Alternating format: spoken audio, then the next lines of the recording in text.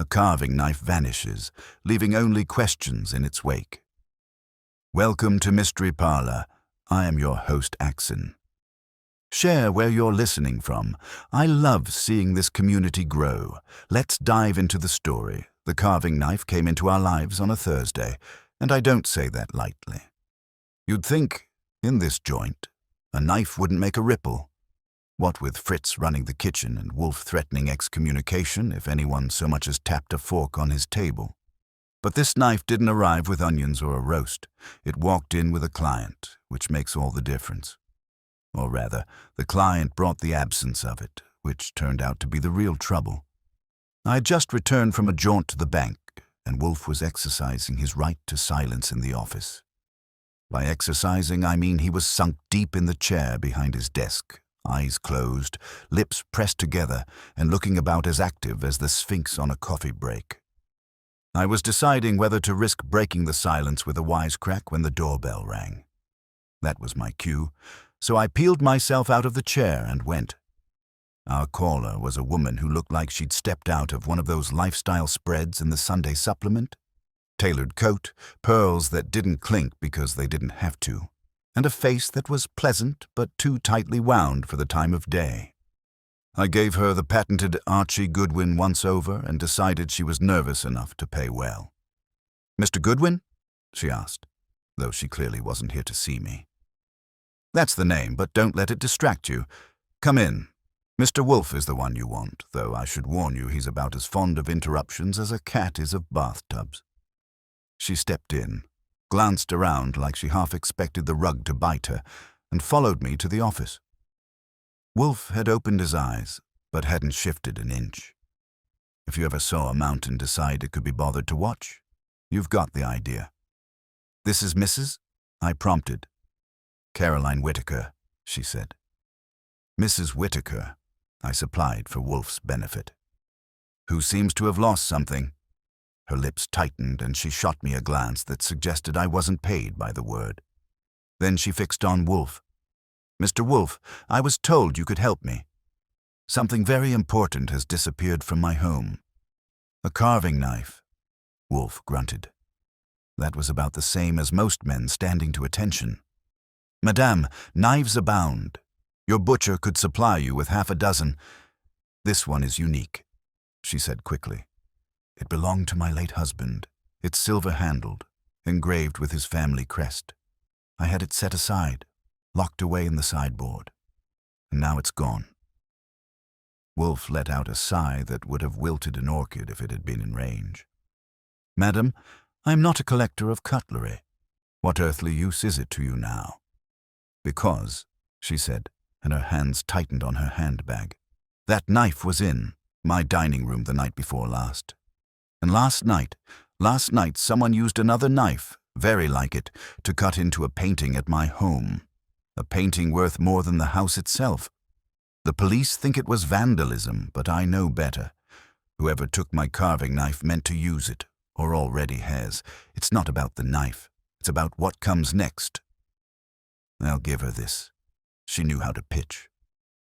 Wolfe's lips pressed together tighter, which meant the gears were turning behind them. "Why?" he said at last. "Have you come to me and not the police? They won't take me seriously.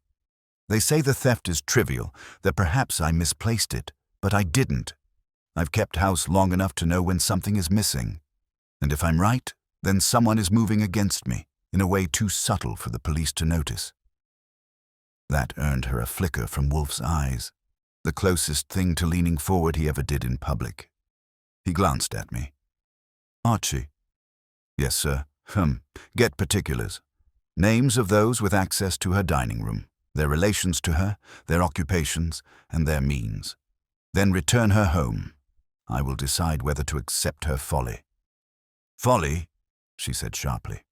"Madam," Wolfe said, "a knife, even one of sentiment, is a trifle. But if it is an implement of a larger scheme, as you suggest, then perhaps it will merit my attention. Archie will record the relevant details." "Sit." She sat. I fetched my notebook, because when Wolfe decides something is barely worth noticing, it usually turns into a headline. What we got was a neat little cast list.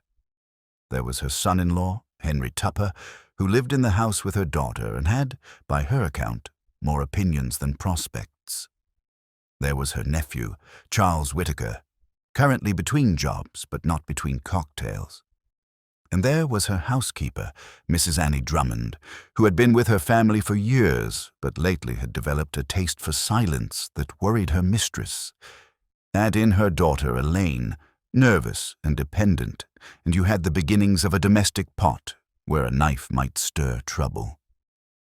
By the time she left, I had addresses, descriptions, and a scribbled note that her husband's painting, a Turner no less, had been slashed in a way that made no sense to her or the cops.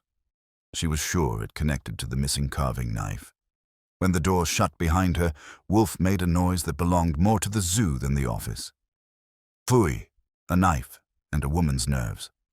I should not indulge this.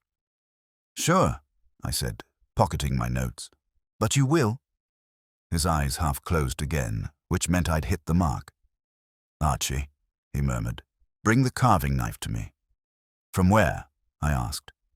That, he said, is the question. And the answer may not be in her dining room, but in her companion's. Go and look. Bring me facts, not feelings. And just like that, the case of the missing carving knife had made itself at home in the brownstone, and Wolfe had let it. The case moved in the way a draft sneaks through a closed window, quiet at first, then enough to make the curtain stir. When a mountain as sedentary as Nero Wolfe says, bring me facts, it isn't permission for a scenic route.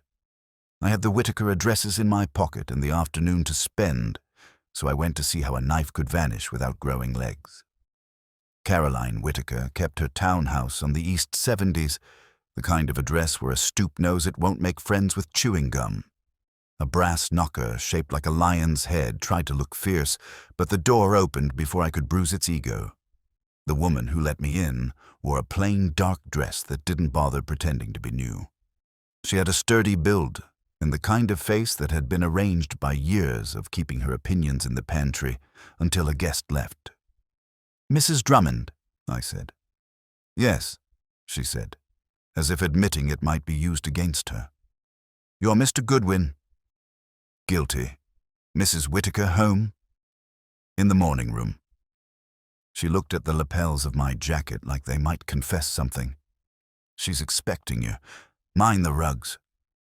She didn't add you people, but she let the rugs say it. Caroline Whittaker sat on a small sofa upholstered in a pale fabric that would have strangled a ketchup bottle for breathing wrong. She had shed the pearls but kept the tension. Beside her, a younger woman hovered in a chair like she was afraid of making an impression on it. If you've seen a candle in a draft, you've met Elaine Whittaker.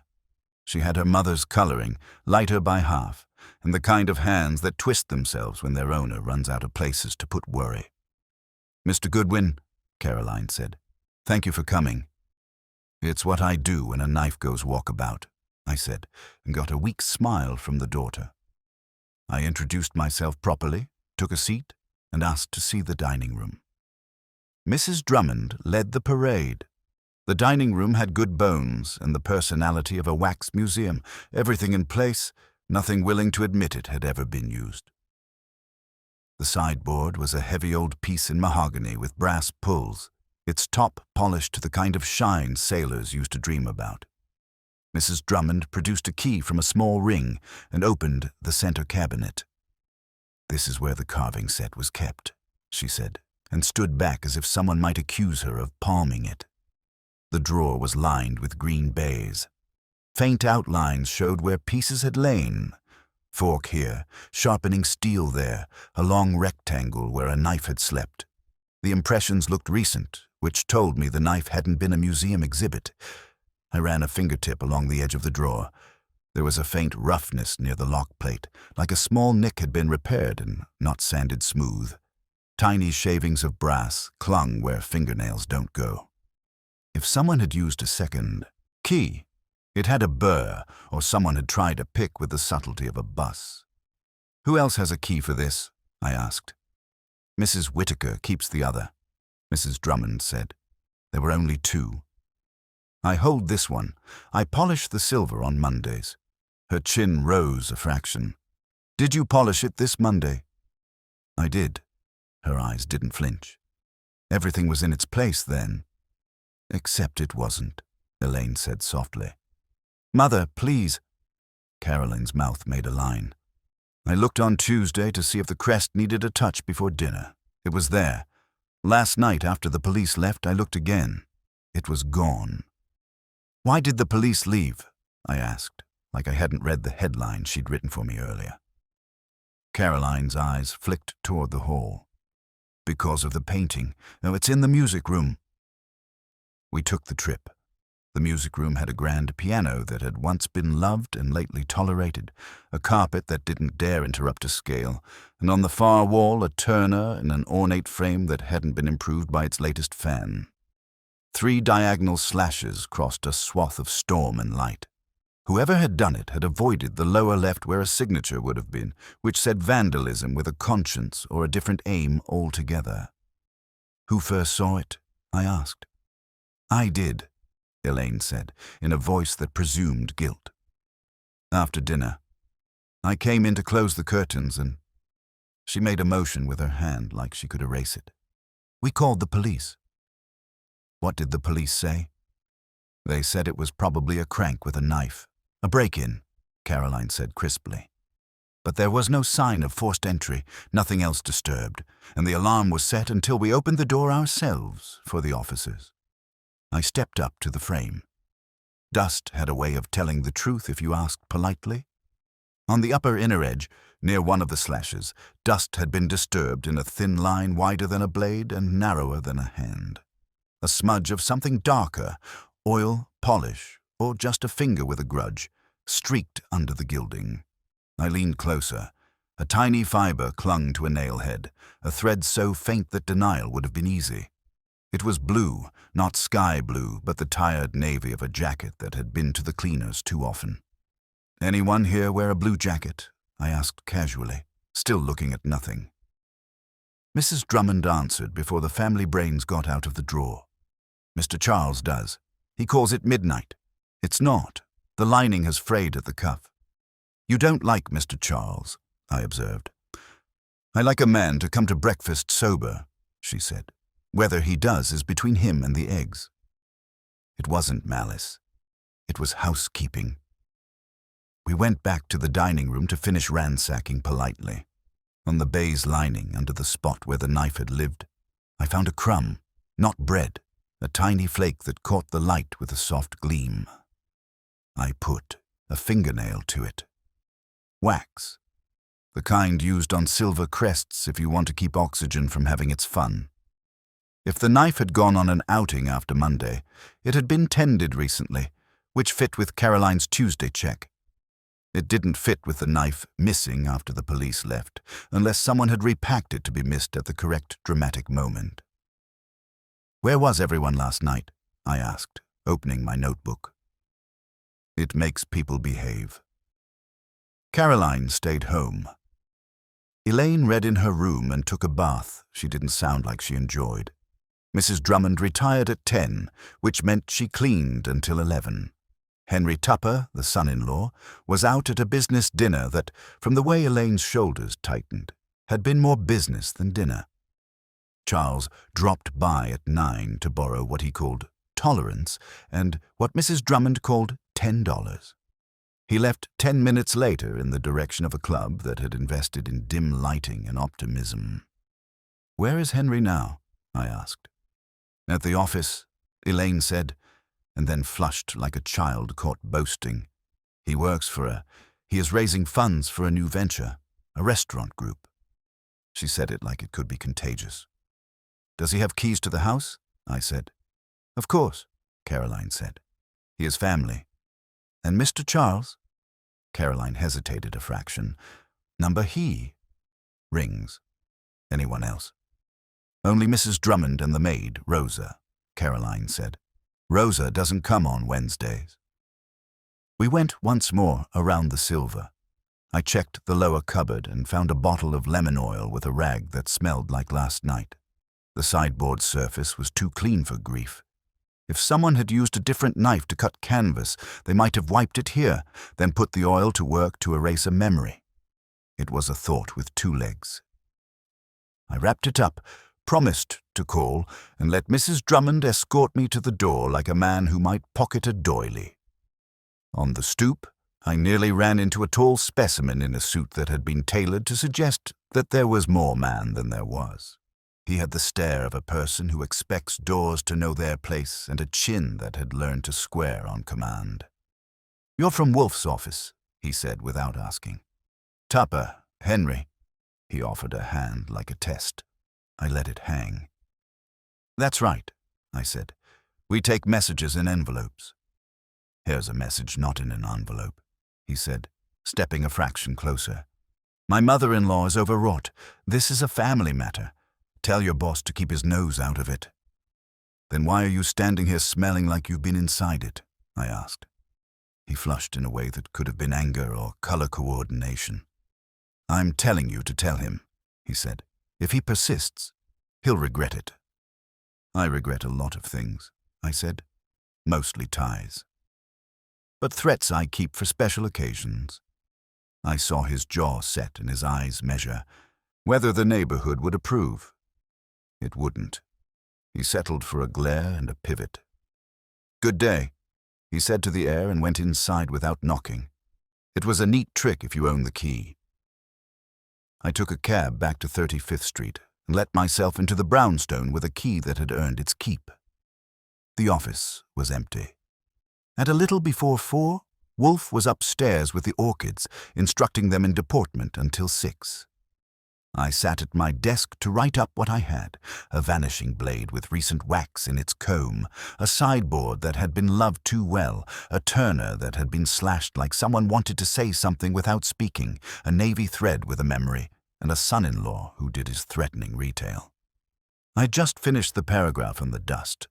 Police never have enough of it. When the bell rang, I went, and the disturbance had done me the courtesy of wearing a new face. Elaine Whitaker stood on the stoop without a coat and with the kind of expression you see on someone who has slipped a note under a door and is wondering whether it has teeth. "I'm sorry," she said before I opened my mouth. "I shouldn't have come without calling. But may I?" She looked over her shoulder as if the block had grown ears. I let her in and steered her to the office. She stood for a second, taking it in the way people do.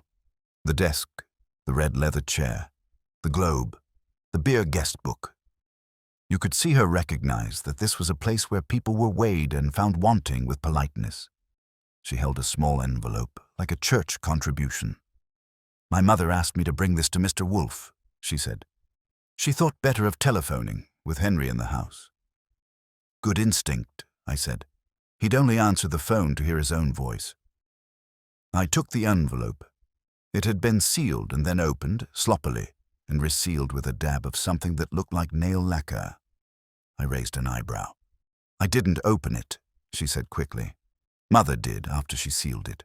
She said she needed to add something, then she sent me. Mr. Goodwin, Henry is furious. He thinks Mother is making a spectacle of us. He says if she brings in a detective, investors will start to wonder whether our home is safe, whether he can be trusted. He wants her to drop it." "And you?" She looked down at her hands, which were busy trying to knit themselves. "I want whatever stops this.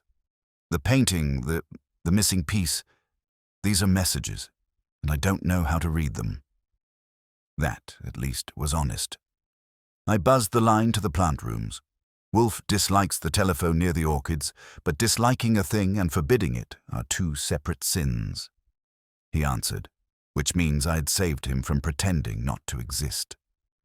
"Yes?" "Miss Elaine Whitaker with a note," I said.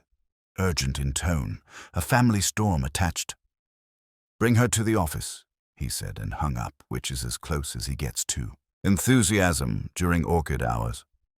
We waited the 3 minutes it takes a large man to descend in a way that does not acknowledge gravity. He entered, nodded to Elaine as if she'd been prearranged, and sat, making the chair look like it had been designed for him, which it had.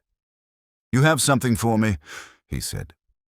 Elaine advanced the envelope like a witness approaches a Bible.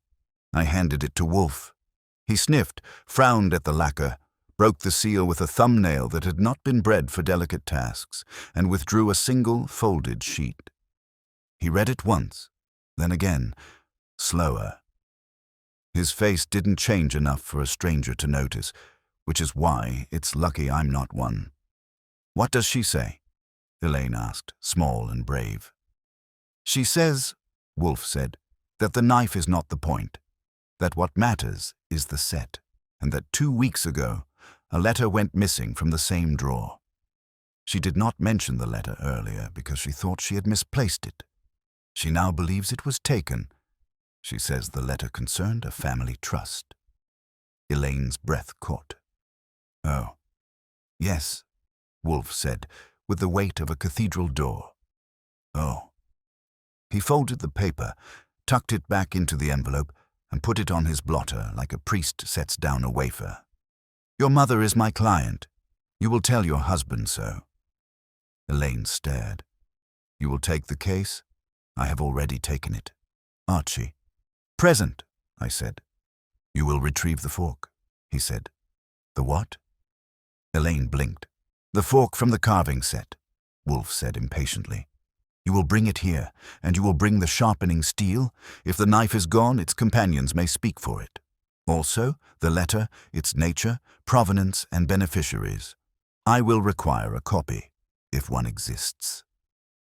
Elaine nodded, a little dazed, like a person who has been told the train is leaving and she's already on it. "I'll go now." "You will go carefully," Wolfe said. "Your husband is agitated and may mistake agitation for authority. Tell your mother I will call at 7:30 this evening. I do not visit. She will answer the telephone." Elaine stood. I saw her to the door. On the stoop she turned. "Mr. Goodwin, thank you, and please, if Henry comes," I said, "he'll find out what happens to men who bring their business voice to our door." She managed a smile that wasn't ready and hurried away. When I went back to the office, Wolfe had closed his eyes, which doesn't mean he had gone to sleep, merely that he had put up a sign for incoming foolishness. I sat. We didn't speak for a minute. The house was quiet in that special brownstone way, the kind that gets quiet around an idea. "You noticed the dust line?" I said finally. "Pfui," he said without opening his eyes. "You noticed it. I hope you also noticed the oil and the wax and the thread. If the turner was slashed by a hand intent on mischief, the hand belongs to a man who borrows money from women and calls it charm. If it belongs to a purpose, we shall find it." "And Henry?" I asked. "Henry," Wolfe said, opening his eyes, "is a man who mistakes his reflection for a friend. He will come. And when he does, Archie, I would be grateful if you answered the door before he finds the knob." "Always a pleasure," I said. The bell rang again. It wasn't 7:30 yet. In Wolfe's arithmetic, that was precisely how a disturbance proofs itself. When I opened the door, I was expecting Henry Tupper, come back to prove his chin could push farther into the air than anyone else's. Instead, I got Charles Whittaker, tall and lean in a suit that had been pressed by a man who hated wrinkles, but not liquor. His tie was a loud checkered affair that tried to cover for the bags under his eyes, and his grin was one of those temporary things, more habit than feeling. He looked me over like a man sizing up a bartender's competence. "Archie Goodwin," he said, like he'd read it off a program. "Mind if I come in?" "That depends," I said, blocking the way. "If you're here to sell vacuum cleaners or religion, we've got all we need. If it's family matters, you might be knocking on the wrong door." "Family matters, yes," he said, and his grin tilted. "But not wrong. You're Wolfe's man, aren't you? I thought I'd head this off before it goes too far." That was the second time that day someone had tried to head things off. I let him in, partly because Wolfe hates discussions in the hall, and partly because Charles Whittaker didn't look like the type who'd back down if I told him to try another stoop. He came into the office, his eyes darting to the red leather chair, and he gave a low whistle. Quite a setup. I see why Aunt Caroline thought he'd be the right man for her fairy tale. Sit, I told him, pointing at a yellow chair. If you're here to talk, do it sitting down. Wolfe will be in shortly. He dropped into the chair, crossed his legs, and fished a cigarette from a case. He looked at me as if daring me to object, but I only handed him the ashtray. His hand was steady enough, though the lines around his eyes said the alcohol hadn't been. Look, he said, I don't want trouble. Caroline. God bless her, she's high-strung. Thinks her precious knife is part of a conspiracy. But it's just a knife. I'm worried she's being led astray. I thought maybe you could put in a word with Wolfe. Tell him to leave this one alone. Funny, I said. Your brother-in-law gave me the same speech an hour ago. Is this a relay race? Charles chuckled, a sound with no mirth in it. Henry doesn't like complications. Neither do I, for that matter. But I have more sense. If Caroline insists on making this an issue, she'll drag the whole family into the mud. You know what investors think when they hear scandal. They scatter. Henry can't afford that. Neither can Elaine. I leaned back. And what about you? He flicked ash. Me. I just want to keep my aunt happy. And I don't want my cousin's life ruined because her mother can't let go of an heirloom. The door behind me opened then, and Wolfe made his entrance. His bulk filled the room as usual, his eyes half-lidded but sharp. He didn't bother acknowledging Charles until he'd lowered himself into his chair and arranged his hands on the armrests like he was settling into a throne. Mr. Whitaker, Wolfe said. You presume? Charles rose quickly, stubbed out his cigarette, and half-bowed as if Wolfe were royalty. I only meant... You meant to dissuade me, Wolfe interrupted, his voice soft but carrying the weight of marble. Your aunt seeks my assistance. That ends any presumption of interference. Sit. Charles sat, his grin shrinking. I don't deny she's upset, but surely you see this is nonsense. A knife, a painting. No one in the family would. Spare me, Wolfe said curtly. Your aunt has reason. That will suffice. Archie. Here. Report. I laid out what I had seen at the Whitaker house, the disturbed dust on the Turner's frame, the wax crumb in the sideboard, the thread snagged near the painting, and the timing of events. I mentioned Henry's warning and Elaine's nervous visit with the envelope. They kept it neat, because Wolfe dislikes embroidery on a report unless it's silk. Charles squirmed as I spoke, and when I got to the thread, his fingers tightened on his knee. Wolfe noticed, of course. He always does. You own a jacket of navy wool, Wolfe said suddenly. Charles blinked. Aye, yes. Everyone owns a jacket. And yours frays at the cuff. That hit home. Charles tried to laugh it off, but it came out thin. Mrs. Drummond has sharp eyes. It's hardly evidence. Evidence of what? Wolfe asked. His tone was mild, but the pause afterward was a cavern. Charles looked from Wolfe to me and back again. I don't appreciate being accused. You are not accused, Wolfe said coldly. You are observed. If the knife is a trifle, why do you care if I indulge your aunt's whim? Because, Charles said, his voice rising, because it will tear us apart. Henry's business is already hanging by threads. Elaine is fragile. If investors smell scandal, it will finish him and her.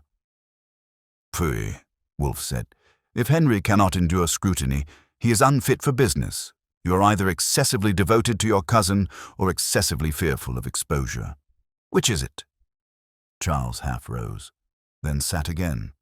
His face worked through anger, then settled on a mask. Believe what you want, but if you stir this pot, you'll regret it. He stood fully this time, his grin back but brittle. Good day. He left without waiting for dismissal.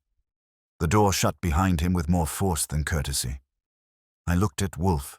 That makes two men in the same family threatening us within one afternoon. If this keeps up, we'll need a ticket booth. Wolfe shut his eyes.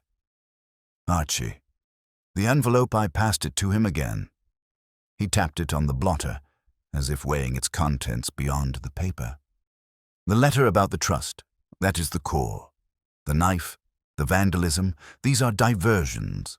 Someone fears exposure of financial impropriety. And suspects Mrs. Whitaker might blab, I asked. Not blab. Investigate. She's not a fool. She would notice discrepancies in the trust. The theft of the knife is camouflage. The true theft is of the letter. Archie, you will obtain a duplicate. From where? From the attorney who drafted the trust, Wolfe said. Aunt Caroline will tell you who that is. You will be discreet.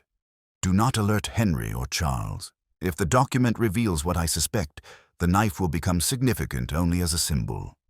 Which is? A symbol of power and possession. Whoever took it wanted Caroline to know she was vulnerable, to unsettle her. That is the work of someone close. I nodded. That narrows it to 3. Henry, Charles, or the housekeeper. Elaine doesn't have the spine for it. Do not dismiss Elaine, Wolfe warned. The frail often wield subtler weapons. The phone rang then, slicing through the quiet. I picked it up. A woman's voice, taut as piano wire, came over the line. This is Annie Drummond. I shouldn't be calling, but I must. Tell Mr. Wolfe. Tell him the fork is gone now, too. That put a kink in the air. I repeated her words, and Wolfe's brows knit. Ask her when. When did you notice? I asked. Just now. I went to polish the sideboard again. It was there this morning. It's gone now. Someone's playing with us, Mr. Goodwin. Someone in the house. Her voice dropped. And if I speak more, I fear I'll regret it. She hung up. I set the receiver down. So now we're missing a knife and a fork. What's next, the whole set? Wolfe opened his eyes. They gleamed darkly. No, Archie. The next move will not be symbolic. Whoever is orchestrating this has escalated. The fork vanishing today means the thief is aware of our involvement. They are warning us. Or taunting us, I said. Both. Prepare yourself. This family is a nest of ambitions. One of them will try again. Soon. That was when the bell rang a 3rd time. And I had the unpleasant certainty that the brownstone wasn't going to stay as quiet as Wolfe liked it for much longer. I went to the door with the resigned optimism of a man expecting a punch and hoping for a handshake. It was Henry Tupper, all jaw and cologne, the kind of fellow who orders the wine loudly so you know he can read the label. He didn't wait for an invitation. He shouldered in like the hall was common property. You, he said, we're putting an end to this. Always happy to end things, I told him. We do it alphabetically. You're under T. He didn't smile. His eyes took a quick tour of the office. Wolfe's chair, my desk, the globe, the beer table, and came back to me like he'd measured the square footage and found it guilty. Where is he? In residence, I said. In motion? Number Y swung the door wide to the office, and he marched in. Wolfe had chosen to be present, which was generous of him. He had returned from the orchids and installed himself, the picture of a man who allowed gravity to do the worse half and intellect the better. He didn't stand. He never does. He merely shifted his eyes, flicker left, flicker right, and accepted that the air contained Henry. Mr. Tupper, he said, as if the name had inconvenienced lunch, you are agitated.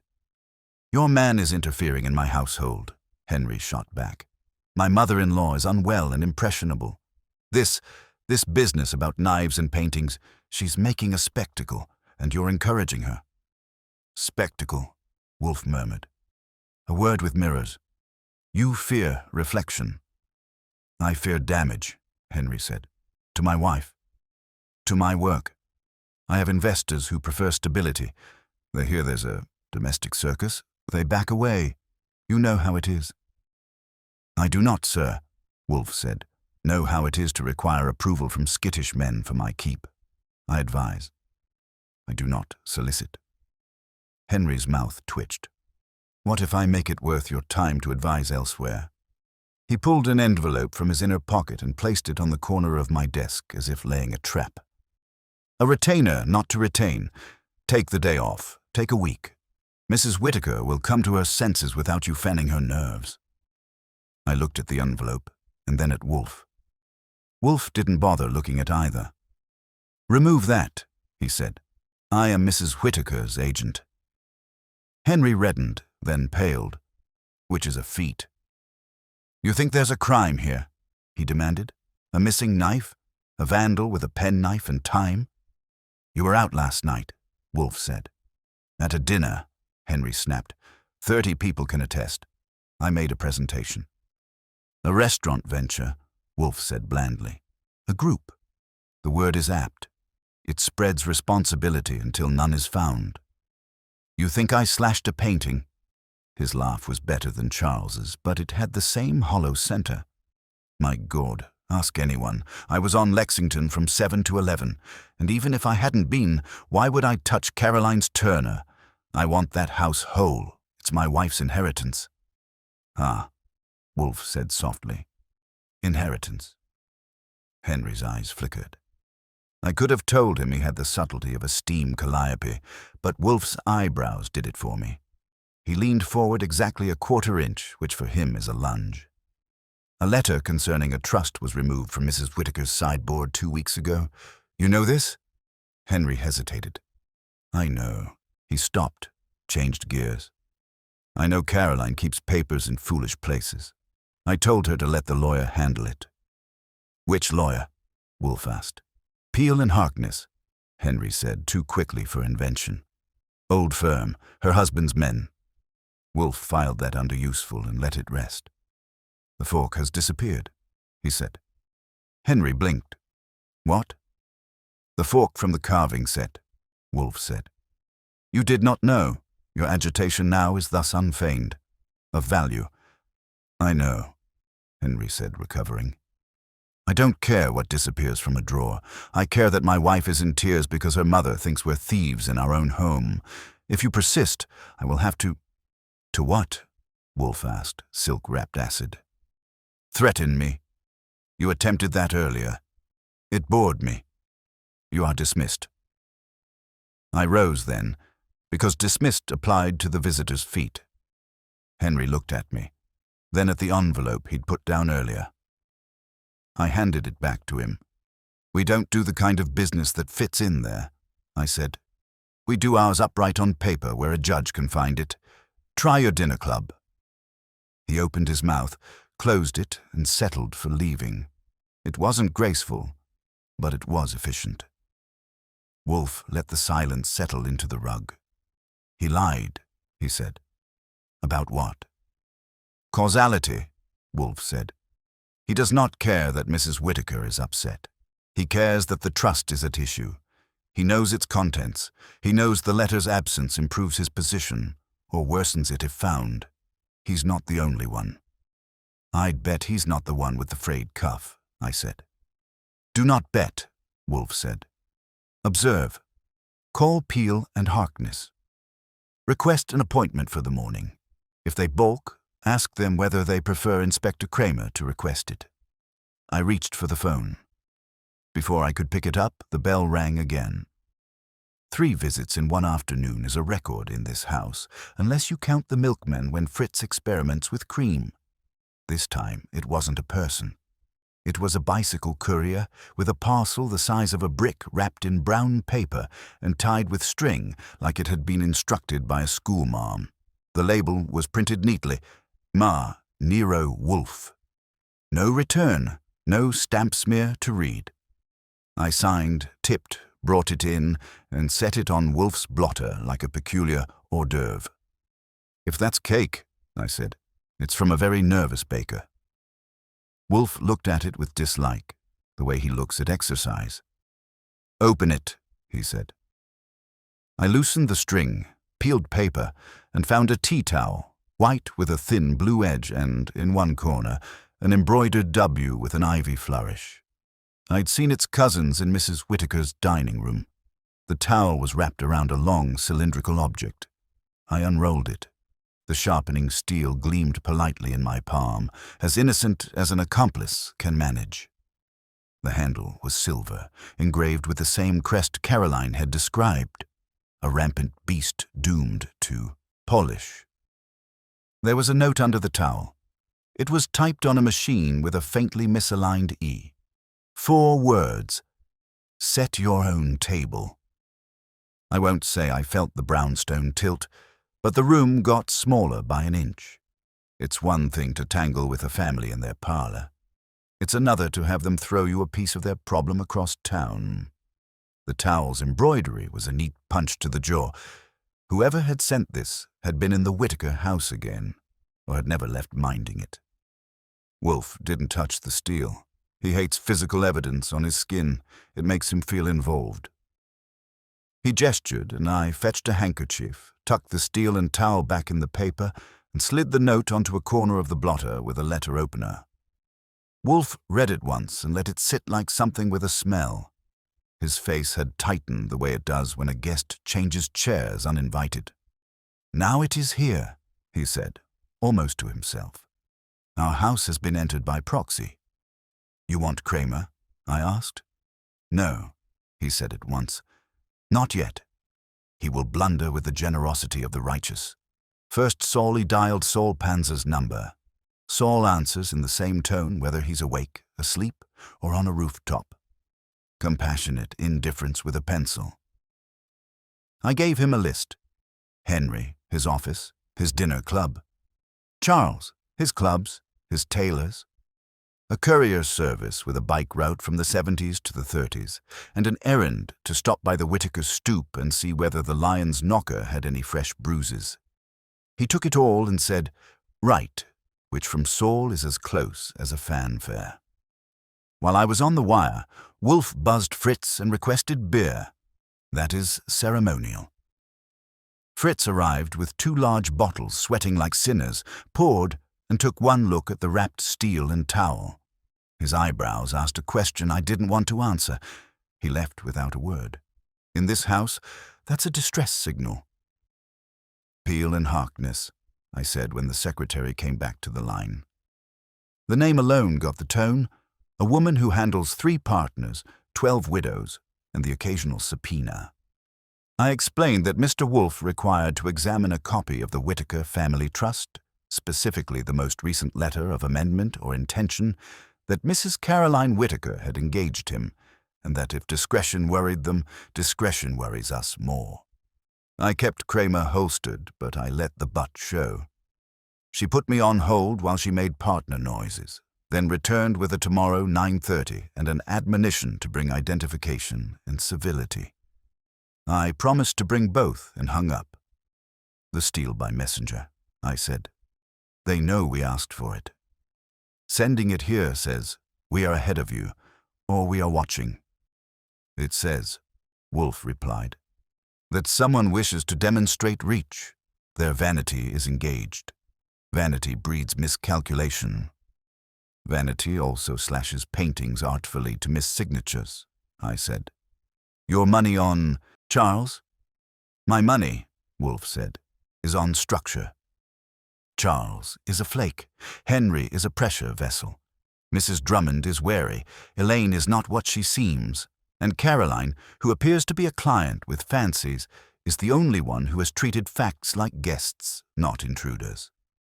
Archie, the towel." I held it up. He pointed. "The embroidery. Ivy flourish. It is old-fashioned. The newer linens at her house had a simpler W. You saw them." I did. "Then this came from a deeper cupboard," Wolfe said. "Not the drawer you inspected. Someone had liberty to rummage where Mrs. Drummond wouldn't let a stranger's shadow settle. That speaks to residency, not intrusion." "Henry or Elaine," I said. "Or the maid. Or Charles, if Mrs. Drummond tires and sleeps," Wolfe murmured. "But the courier argues planning. Charles plans everything except tomorrow." The phone rang again. I grabbed it. Saul's voice, low. "2 things. Your Mr. Tupper didn't go back to any office. He went to a brownstone on 63rd that houses a private notary and a very quiet money man. He stayed 20 minutes, and your nephew, Blue Jacket, spent the last hour at a tailor on Madison getting a cuff restitched. Already, I said. Already, Saul said. Also, the messenger originates from a dispatch pool on Park. Request came in cash from a man in a navy suit. That narrows it to most of Manhattan after 5. But the clerk remembers the cuff. Frayed. Bless you, I said, and meant it. Keep on them, and see if the dispatch clerk will put that memory on paper for me. I relayed it. Wolfe closed his eyes and thought the way other men smoke. When he opened them, the room knew the difference. At 7:30, he said, we call Mrs. Whittaker. We require the name of her husband's attorney of record, any copies she has, and her consent to invite all concerned to this office tomorrow evening. If I am right, by then we shall have the letter or a lever that serves. Tonight we will let our visitor imagine we admire his penmanship. And the steel? I asked. Bag it, he said. Fritz will give us a jar. We will return it to Mrs. Whittaker's sideboard ourselves, after I have looked at it. The thief expects terror.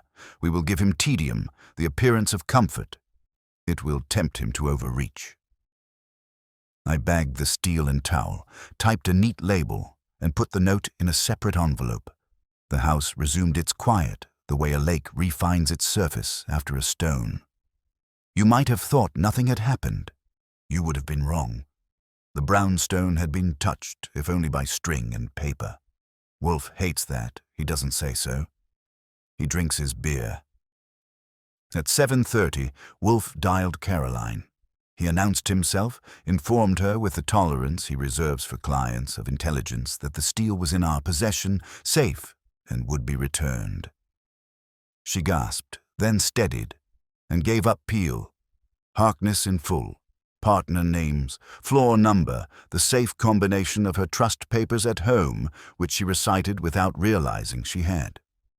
Wolfe promised me a note to lock that up before Henry locked her nerves in its place.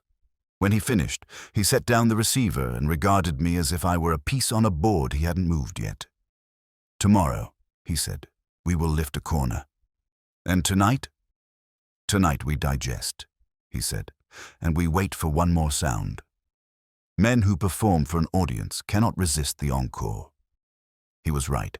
The encore arrived not as a bell, but as a voice, muted at first, under our window on 35th Street.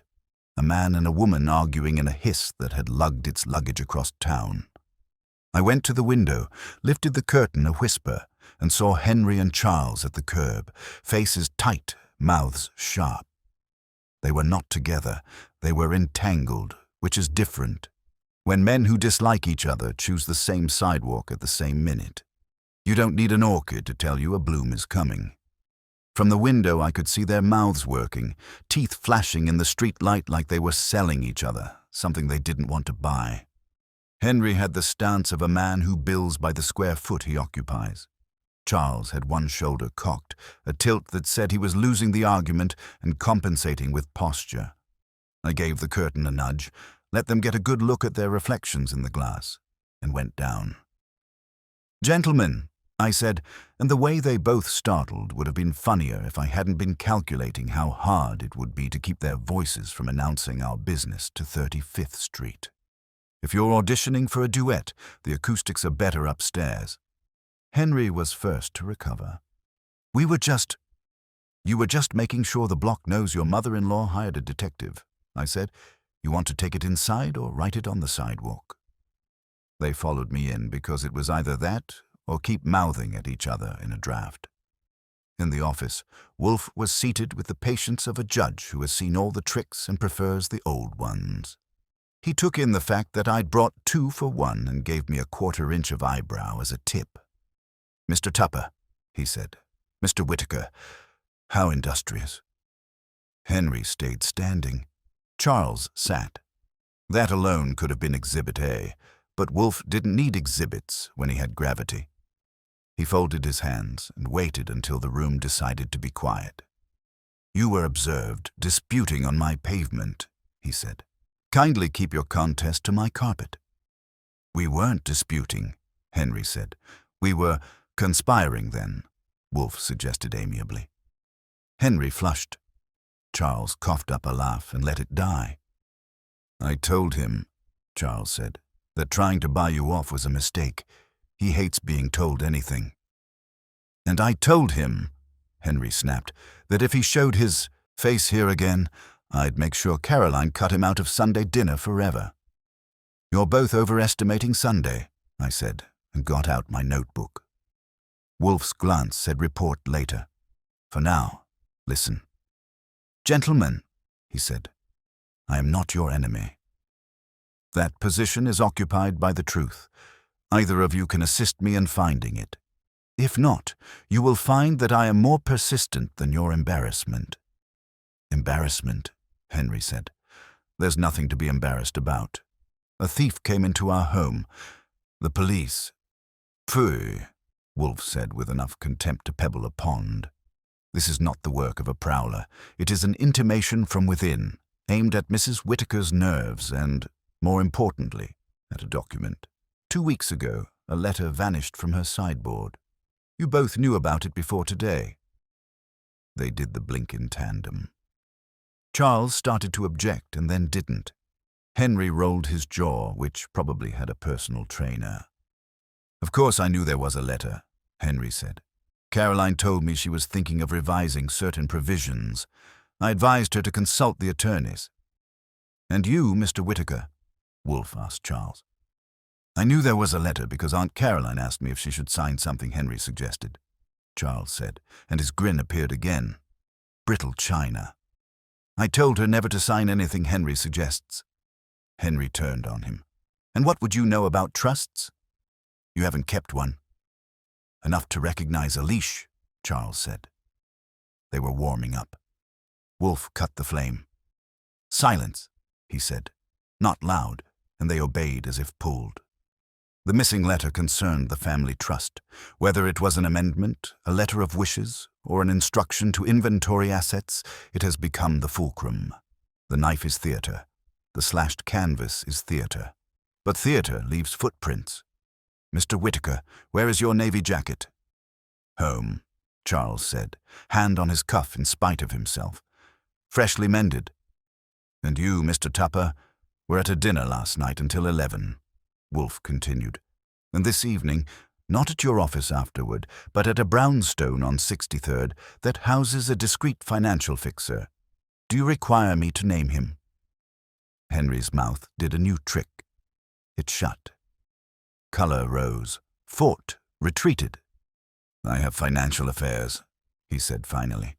"They're mine." "Your wife's are not," Wolfe said. He turned his head a fraction. "Archie, enough.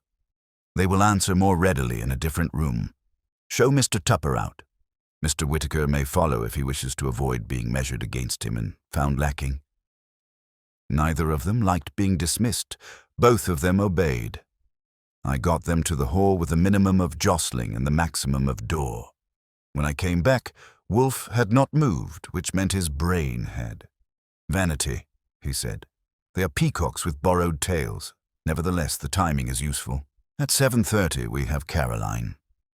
Before that, we have something else." The phone saved me asking. Mrs. Drummond's voice came thin and strained. "Mr. Goodwin?" I didn't know whether to call. "The dining room. Someone's been at the sideboard again." "I was in the kitchen. I heard the drawer. When I came, there was no one." The drawer was closed, but the runner was warm to the touch, like it had been opened and shut. "I can't—" She stopped, breathed.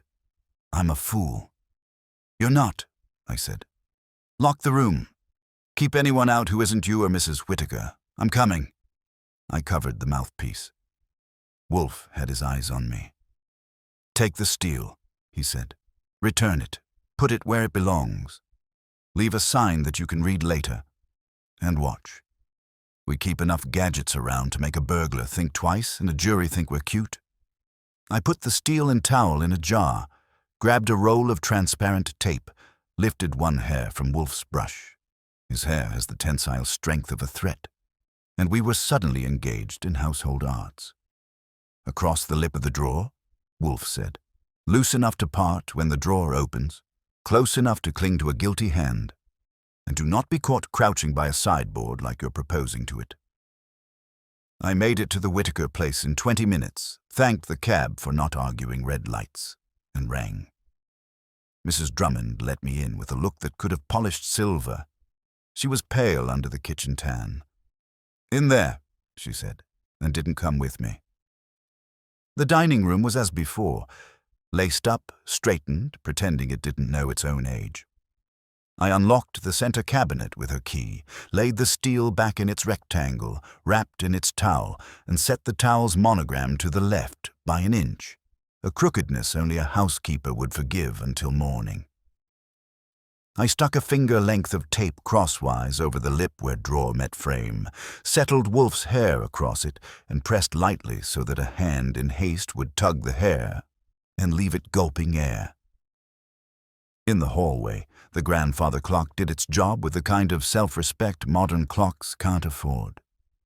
I killed a lamp and slid into the music room where the piano sat with its mouth shut. Curtains have offered me worse hiding places.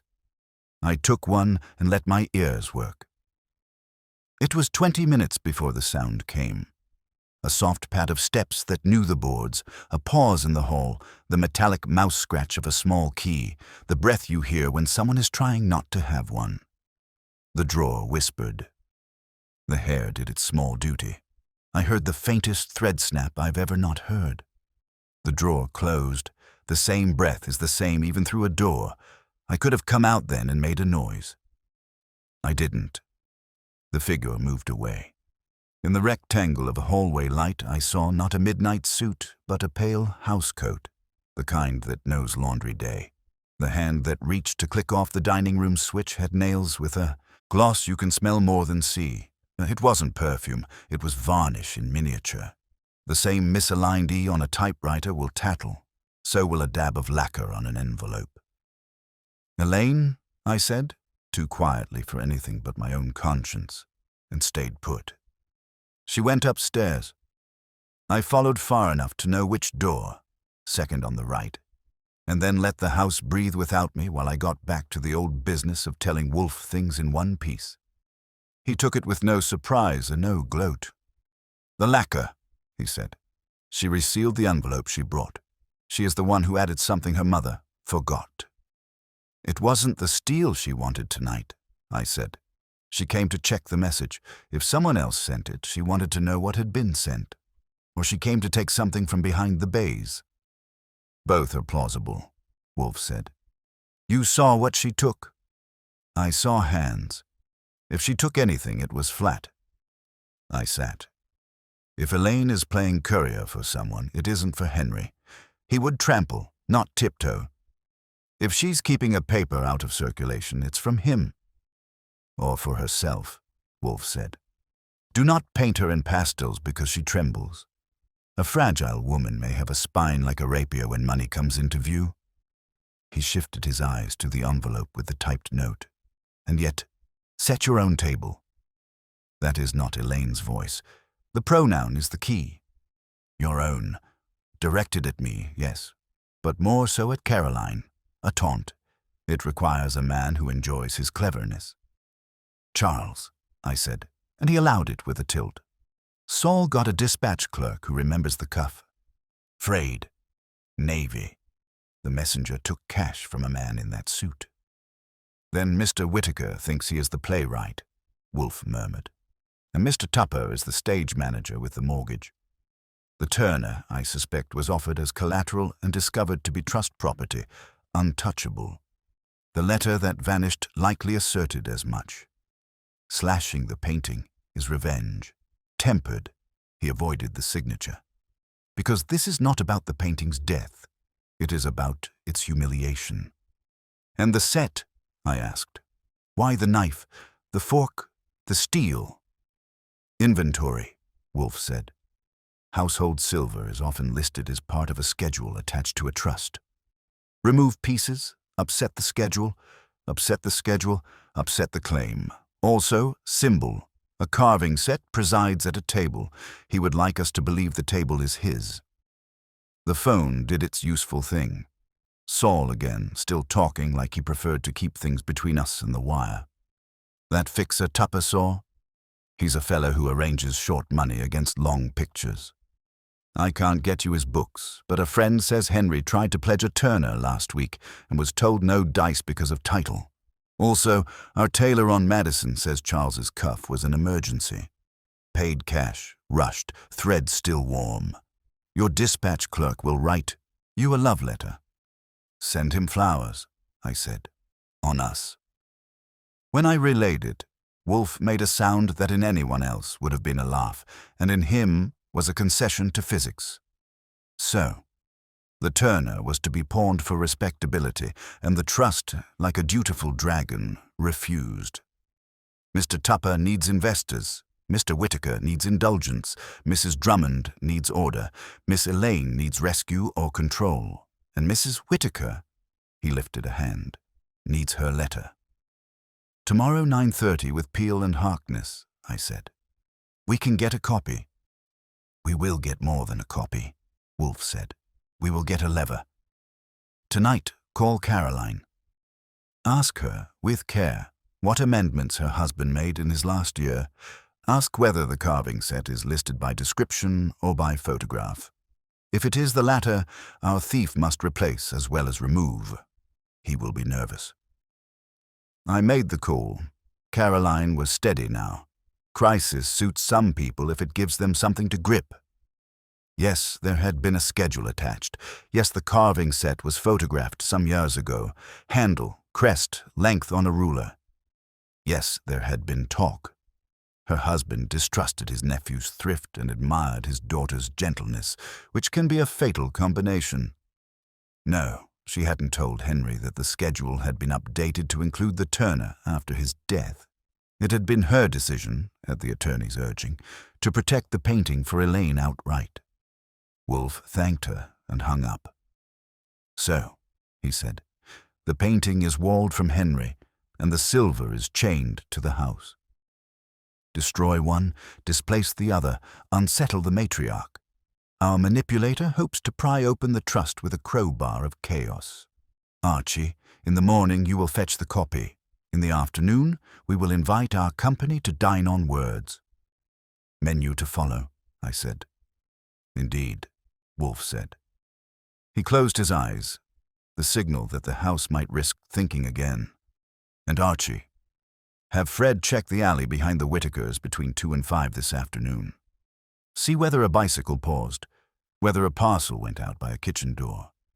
Men who send messages cannot resist watching them arrive. I poured myself a small measure of patience, and one for him in beer form. The brownstone had found its quiet again, but it was the kind that knows it's been inspected. Outside, a car's horn blatted and cut itself off, embarrassed. Inside, the steel sat in its jar like a tame snake. It would go back to its drawer in the morning. The hand that returned to check on it would not know yet that we were waiting. Wolfe says appetite reveals character. If he's right, we had a tableful coming with knives they no longer controlled. Morning in the brownstone followed its usual tyrant schedule. Fritz at the stove, orchids being adored upstairs, and me at my desk with a notebook that needed to earn its keep. Wolfe doesn't like mornings unless they're wrapped in eggs and beer, so when I set out at 8:30 to make my appointment with Peel and Harkness, he stayed put, which is how he likes to fight battles, by dispatch. The law offices were the kind of place that smell of polish and pedigree. A young man with the earnestness of a fresh diploma showed me in, and I was introduced to Mr. Harkness himself, grey hair trimmed like a legal clause, and a manner that gave away nothing except that he had seen every kind of family quarrel end in signatures. "You represent Mrs. Whittaker?" he asked, once I'd given him Wolfe's name and the authority we had. "She engaged us, yes," I said. "We need to see a copy of her husband's trust, specifically the last amendment or letter of wishes attached to it. A certain letter has gone missing." He frowned, then rose, disappeared into a file room and came back with a thick folder that could have doubled as insulation. He spread papers on the desk like a conjurer producing cards. The trust, established by Mr. Whittaker Sr., places the family house and certain assets in a protective structure. The Turner was added after his death by Mrs. Whittaker on advice. The carving set, among other heirlooms, is enumerated in the schedule. There was, however, a proposed letter of amendment. Mr. Tupper approached us with a draft he wanted Mrs. Whittaker to sign, reallocating income rights more heavily in his wife's favor, which one suspects meant his. Mrs. Whittaker hesitated. The letter was never executed. "And that letter," I said, "is what disappeared." "Most likely," Harkness agreed. "It would not change the trust without her signature, but its existence might be pressed as evidence of intent. If someone wished to pressure her, the loss of it could be useful." I asked for a copy of the draft. He hesitated, then, seeing Wolfe's name again, relented. He handed it over with a thin smile.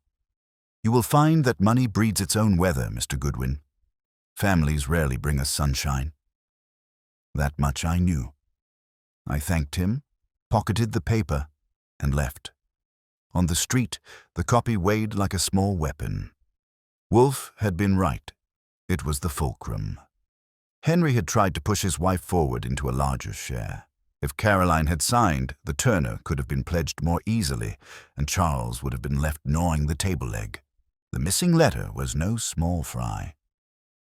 Back at the brownstone, Wolfe was at his desk with his morning beer, eyes closed, face listening to an aria in his head.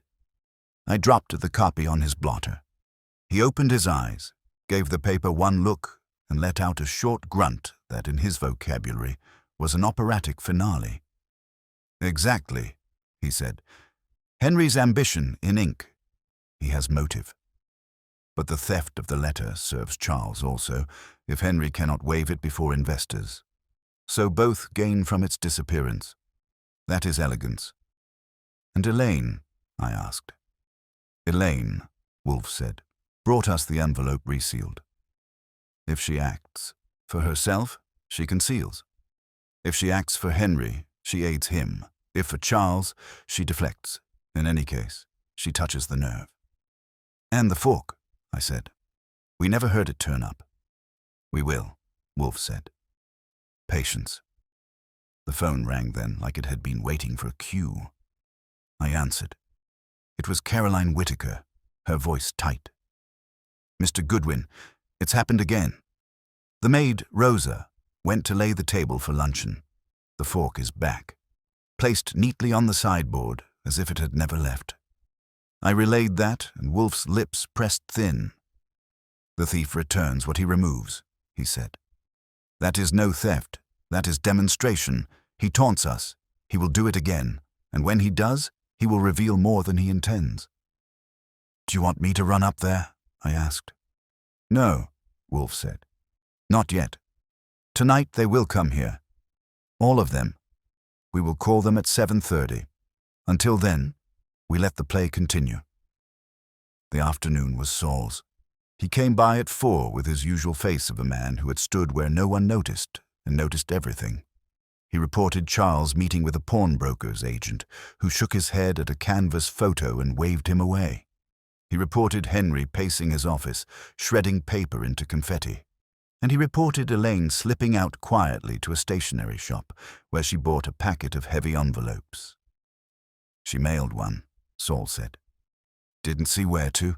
The clerk said it was local." Wolfe nodded. "She is in motion. Good. Motion betrays balance." He drank his beer.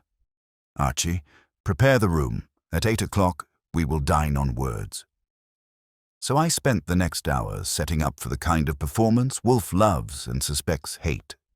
Chairs arranged like pews facing his desk, ashtrays for the nervous, and Fritz instructed to provide coffee but not brandy. Too much relaxation in a suspect spoils the yield. Wolfe remained upstairs, fattening his orchids with his patience, until the clock's hands touched 7:30. Then he descended, as implacable as gravity, and sat in his chair. At 8, the bell began to ring, and the cast assembled. Caroline came first, pale but steady, her hands clutching her handbag like scripture. Elaine followed, eyes darting, the fragility sharper now, as if she knew she was stepping into judgment. Henry arrived in a storm of aftershave and control, his jaw clenched. Charles drifted in last, his grin uneven, a man playing at bravado while checking the exits.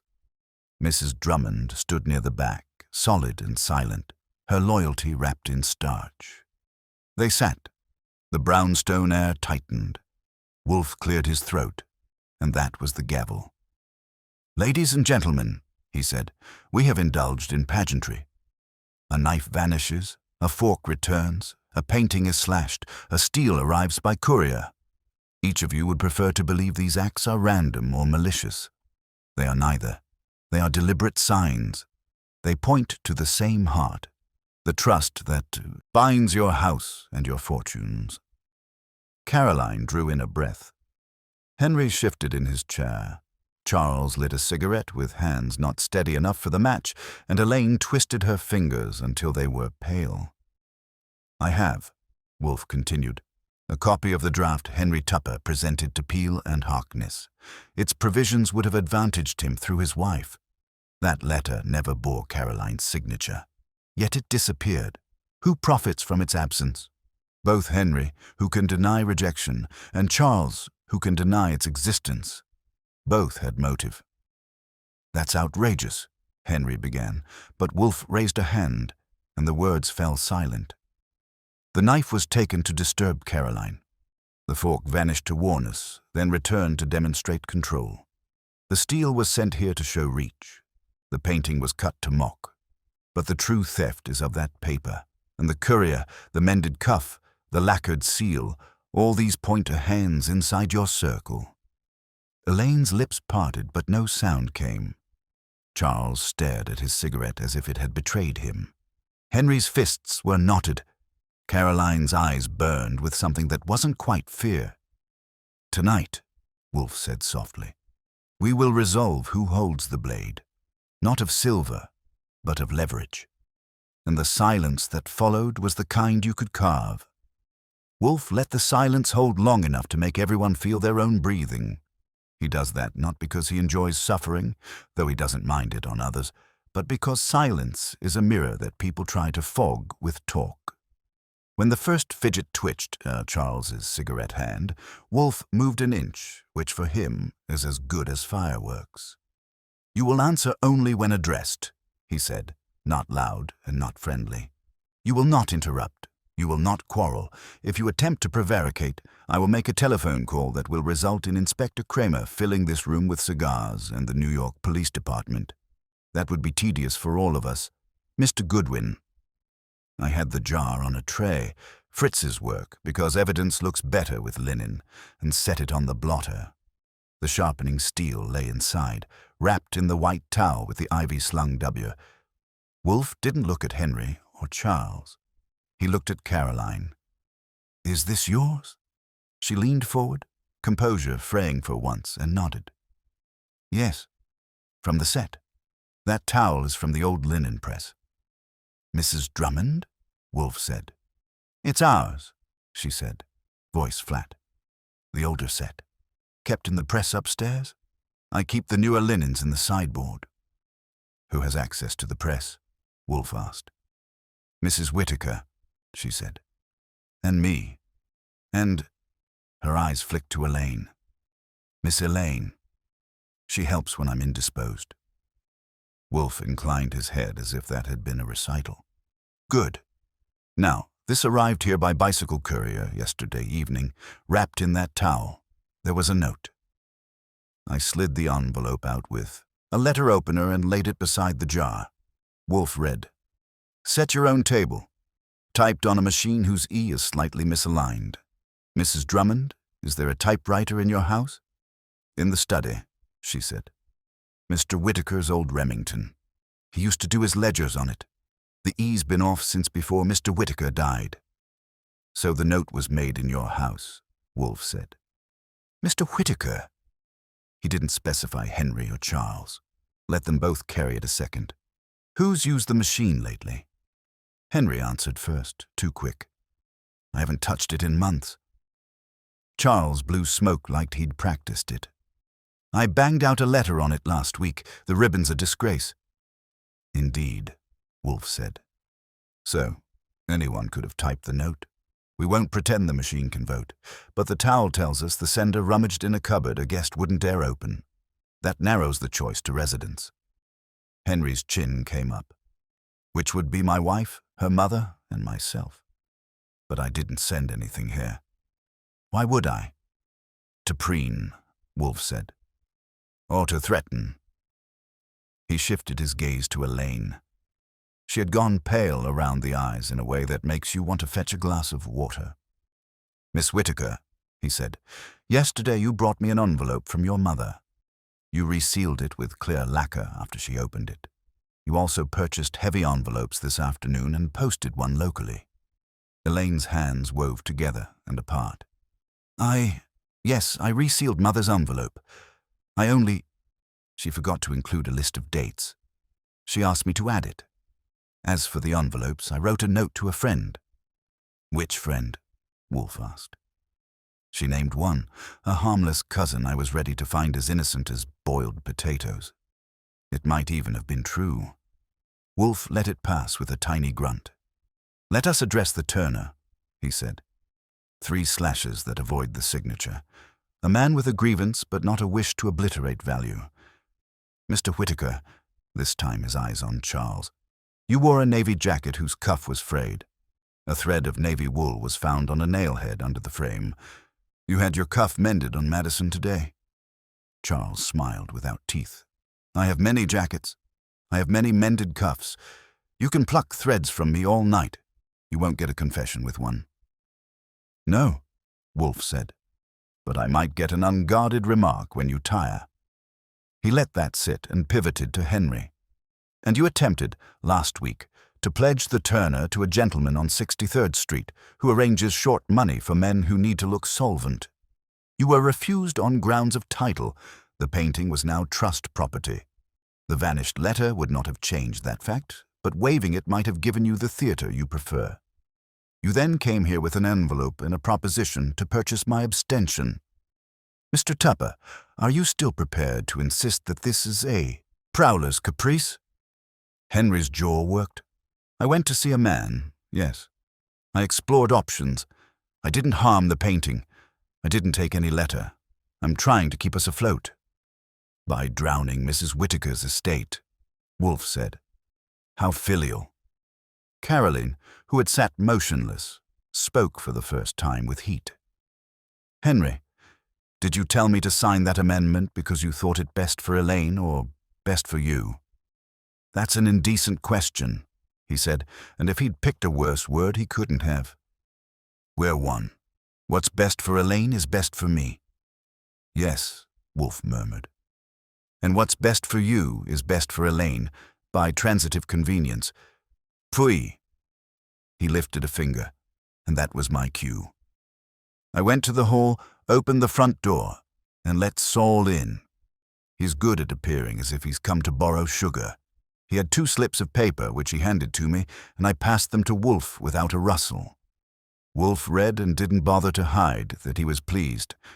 For the record, he said, a clerk at the dispatch pool on Park has signed a statement that a man in a navy suit with a frayed cuff paid cash to send a parcel here yesterday evening. And a tailor on Madison has noted, with irritation at being rushed, that he took cash from Mr. Charles Whittaker to mend a cuff an hour after that parcel was sent. He shifted. And the private money man on 63rd confirms, if asked, that Mr. Tupper was advised he could not pledge the Turner due to trust protections. Charles's grin cracked and fell off. So I paid to fix a jacket. What of it? It doesn't make me a knife thief. No, Wolfe said, but it places you near an act of theater carried out with vanity. The steel and the note are not Henry's style. He bullies. You preen. And what do I do? Elaine asked suddenly. Her voice surprised everyone, including her. What is my style? Wolfe turned his head a fraction, the closest he gets to gentleness. You slip. You conceal. Last night, Miss Whittaker, between 10:15 and 10:40, you went down to the dining room in a pale housecoat, unlocked the sideboard, and opened the center drawer. You closed it and returned upstairs. Elaine stared, and then her face did an alarming thing. It thought about crying and decided instead. "Yes," she said. "I went to see if anything else had been taken. It's my habit to check locks when I can't sleep. I didn't take anything." Henry half rose. "Elaine, why didn't you tell me?" "Sit," Wolfe said. He did. "How do you know that?" Caroline asked, brittle. "Because," I said, since this was my turn, "we left a hair laid across a strip of tape on the lip of the drawer. It broke when the drawer was opened, and I was in the music room. I saw your daughter's sleeve in the hall light. That's all? No bag, no bundle." Caroline closed her eyes, just for a second, then opened them and breathed. "Elaine doesn't steal." "No one here steals," Wolfe said dryly. "You merely all misplace at one another. But we will stop that now." He tapped the jar. The fork vanished and returned. The steel arrived. The knife is still absent, which means the man who thinks himself clever wants to hold the symbol for the climax. He may even bring it back tonight when he believes the performance will end. He is wrong about that and about one more thing. "What?" Charles said, too fast. "That I don't know his reason," Wolfe said. "He did not cut the Turner because he hates Turner. He cut it because he hates being told no by paper. And he took the knife because a carving set presides at a table, and he cannot preside at his. He has no income except what he can borrow, no assets except what his aunt does not itemize, and no stamina for work that is not charming. The letter's disappearance serves him most, because while Henry's investors may be alarmed, his own creditors are simply amused." It was a neat skewer. Charles flushed a terrible color. "You talk as if you know everything," he said. "You know nothing about me. I wouldn't touch a painting. My uncle loved that painting." "And he loved his daughter," Wolfe said. "He protected the painting for her. You tried it on with a pawnbroker's scout. When that failed, you contrived a slap. 3 neat slashes. Because defacing what you can't own is a compulsion of your kind." He let that hang, then added, almost kindly, "You did avoid the signature. That shows restraint. Take comfort where you can." Henry shifted again. He couldn't help it. The chair registered the motion. "If you're so sure Charles is your mime with a knife," he said, "what do you need from us?" "2 things," Wolfe said. "The letter and the knife. I will have both in my possession before midnight, or I will invite Inspector Kramer to breakfast." "You won't find the letter," Henry said. "It's gone." Wolfe regarded him like a man regards a gnat. "Miss Whittaker," he said, not looking away from Henry, "where did you mail your envelope?" Elaine swallowed. "A private box on 33rd. She looked at her mother, then down. "It's mine. I didn't want things sent to the house." "What things?" Caroline demanded, pain breaking through. "Elaine." Elaine flinched. "Not that," she said quickly. Nothing wrong. I only wanted a place Henry wouldn't ask about. I mailed a copy of the schedule, the photograph of the carving set. I thought, if anything else happened, I should have it somewhere safe." If Wolfe had been a different man, he would have closed his eyes and thanked a deity. As it was, his mouth moved a millimeter that meant satisfaction. "You have better sense than your family credits," he said. "Mr. Goodwin will accompany you at once to retrieve that envelope."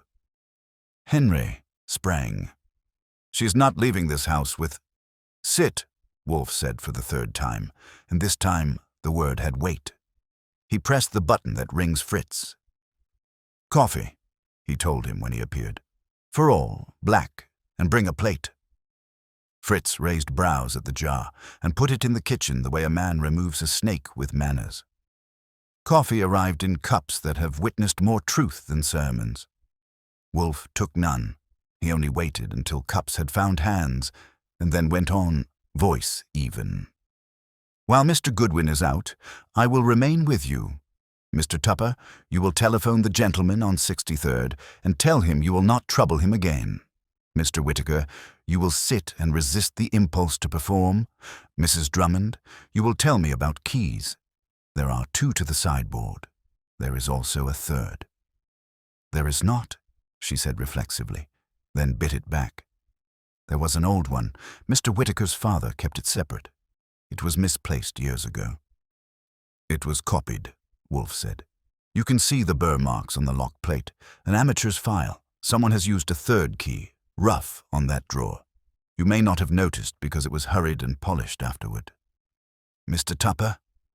Henry looked like he'd been handed a live eel. I don't know anything about a 3rd key.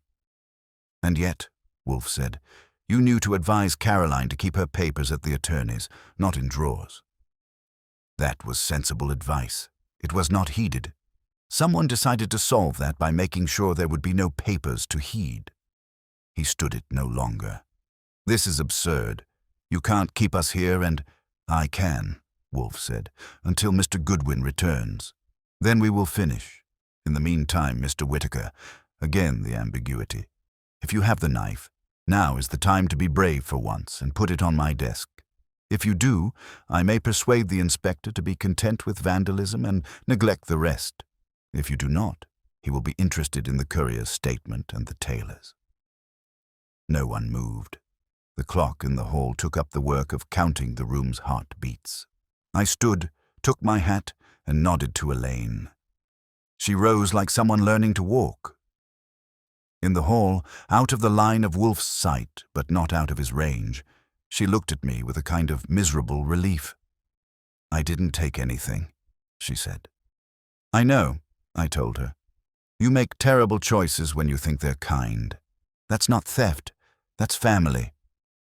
On the stoop, the night air had the sharpness you get when money and honesty are both trying to breathe. We went for the elevator on 33rd, with Saul shadowing us across the street, competent as gravity. I didn't have to look back to know what Wolfe was doing. Adding weights, adjusting levers, letting the room feel the fulcrum. The trick with a gathering isn't to force the confession, it's to make the lie feel heavier than the truth. We reached the box place, a neat slot in a wall of neat slots, and Elaine's hands trembled as she turned the key. She drew out a thick, heavy envelope like a magician, finally ready to produce the rabbit he'd hidden too well. She held it out to me and let go at the last second, as if letting go was the real act. Thank you, I said, and meant it. Now let's go set a table. By the time Elaine and I got back to 35th, the air had that brittle edge New York grows after 9 when the city decides to stay awake out of spite. Saul ghosted us to the stoop and peeled off without needing a wave. He knows when he's been useful and when he's about to be again. Inside, the office looked like a courtroom that had agreed to serve coffee. Wolfe hadn't moved. He doesn't once he has a room orbiting him. Caroline sat upright with her handbag like a creed. Henry had ground a groove into the rug with his impatience. Charles was cultivating a lean that wanted to be casual and was only tired, and Mrs. Drummond stood like a freshly ironed verdict at the back. They turned to us in unison, which is a neat trick for people who can't agree on anything else. I held up Elaine's envelope and passed it to Wolfe. He didn't thank me. He nodded to Elaine, which in his language was more valuable. She colored and sat. Wolfe slit the flap with a thumbnail that has made more men nervous than pistols and drew out a stiff sheet. It was a photograph mounted on card, the kind an attorney's clerk produces with pride. The carving set laid on a ruler, handle and crest in clean focus, measurements typed beneath like a caption in a museum. He set it upright against the blotter and glanced at me. I took the jar from the side table and, with a handkerchief between my conscience and the steel, eased the sharpening rod out and laid it in front of the picture. Mrs. Whittaker, Wolfe said, voice even, you recognize this photograph? She leaned forward. Yes. Peel and Harkness took them, of the set of several pieces. My husband thought it wise. He enjoyed inventory. Wise, Wolfe agreed. Also fussy. We profit from fussiness. He tilted his head at the picture. Observe the crest. At the base, do you see that tiny crescent inside the ivy scroll? A scratch. Negligible, but recorded. Mr. Goodwin? I bent. The photo had a pinprick moon at the base of the beast's paw, a flaw that would have offended a silversmith and pleased a detective. I compared it to the steel on the blotter. The engraving matched in spirit, but the small crescent wasn't where the camera remembered it. The handle had surface swirls of polish, and at the seam where the silver met the rod, there was a faint chalkiness that lemon oil leaves when it's bossy. Not our crescent, I said. Our steel's been wiped in the last day with lemon oil. Same smell as the sideboard, and the seam's got fresh paste in it. It's either been cleaned like penance, or someone unscrewed it and screwed it back with more enthusiasm than art. Which means, Wolfe said without triumph, that this is either from another set, perhaps older, or the same steel has been doctored in a way that does not move the scratch. I'm disinclined to credit a migrating scratch. Caroline's mouth tightened. Are you saying that isn't our steel? I'm saying, Wolfe replied, that the steel which arrived by messenger is not the one in the photograph attached to your trust schedule. Whether you would have noticed the difference without the photograph is another question. You did not. That is not a criticism. The towel that wrapped it came from your old linen press. Someone is mixing sets, linen, and nerve. Henry let out a breath like a man finding out the doctor's bill has a second page. Then this is all a show, he said. Someone playing games with us. Yes, Wolfe said, and because men who play require an audience, we will now expect the next piece. Expect what? Charles demanded. He tried to make it scorn. It came out afraid of the answer. The knife, Wolfe said. The bell answered for him. I went. The kid at the door was the same species as last night. Cap, strap, shoes that do business. Parcel, brown and tied to please a governess, addressed to Nero Wolfe in clean caps. I signed, tipped, and brought it in. No one breathed while I set it on the blotter and loosened string. Inside, another towel, white with the IVW. Inside that, the knife. Silver handle, crest correct at a glance, blade long and honest, and a note. 4 words, same faintly drunk E, course 3, yours, chef. Wolfe read it and let the room have it. He didn't touch the knife. He angled the photograph so the crest caught the lamp and compared the handle the way you compare one face to a twin. The angle of a feature, the flaw only family notices. His head tipped once. This, he said, is the knife in the photograph. You're sure? Caroline's voice broke on it. As certain as I am that this note was typed in your study, he said. The E-limps, whoever sent this arranged it an hour ago. Mr. Panzer, he didn't look at Saul, who had materialized in the doorway as if conjured. Have you that clerk's second statement? Saul, who doesn't advertise his entrances, stepped in and handed me a slip. I read it aloud because Wolfe prefers other people to carry the news that hurts. 7:15 p.m., man in navy suit with frayed cuff booked a rush to 35th Street. Same clerk as last night. Same cash. Same cuff. The clerk had added in ballpoint. Same little square thread at sleeve seam. Curious guy. I looked at Charles. He had worked hard to make his face a parlor where expressions weren't welcome. You could see the effort failing at the corners. So now what? He said, too loud. You've got your precious knife. You've got the fork back at the house. You've got the whatever that is. He jabbed a finger at the steel, then thought better of jabbing anything in Wolfe's direction and pulled it back. Isn't the show over? No, Wolfe said. The show ends when the letter returns, when the slashes in the Turner have an owner, and when Mrs. Whittaker's sideboard ceases to be a stage.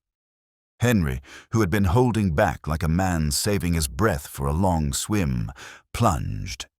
If Charles sent the parcels, and it appears he did, then he's your vandal, your thief, your clown. Arrest him. Wolfe's eyes slid to him. Do you ever tire of issuing verdicts you cannot enforce? Sit, Mr. Whitaker.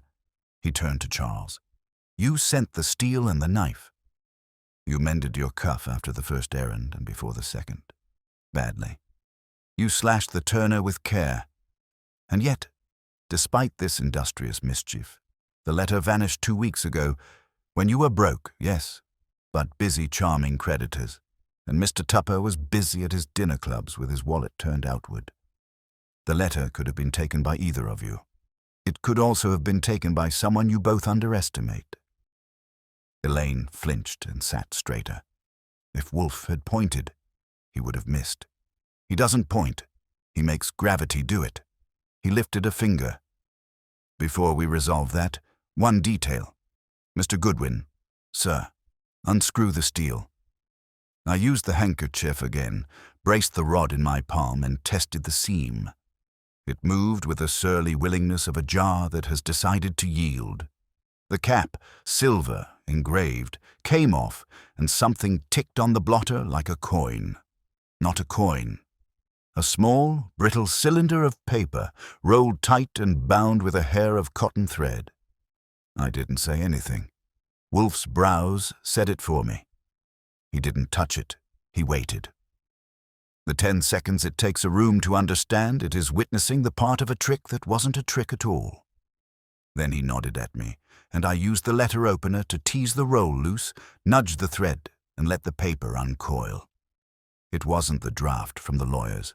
It was a list, names, dates, values. A schedule. The carving set, the turner, the silver tea service, the brooch with sapphires that had scratched 3 wrists and 6 feelings at Christmas. At the bottom, a note in Caroline's tidy hand. Photographs in file, copy with Peel and Harkness.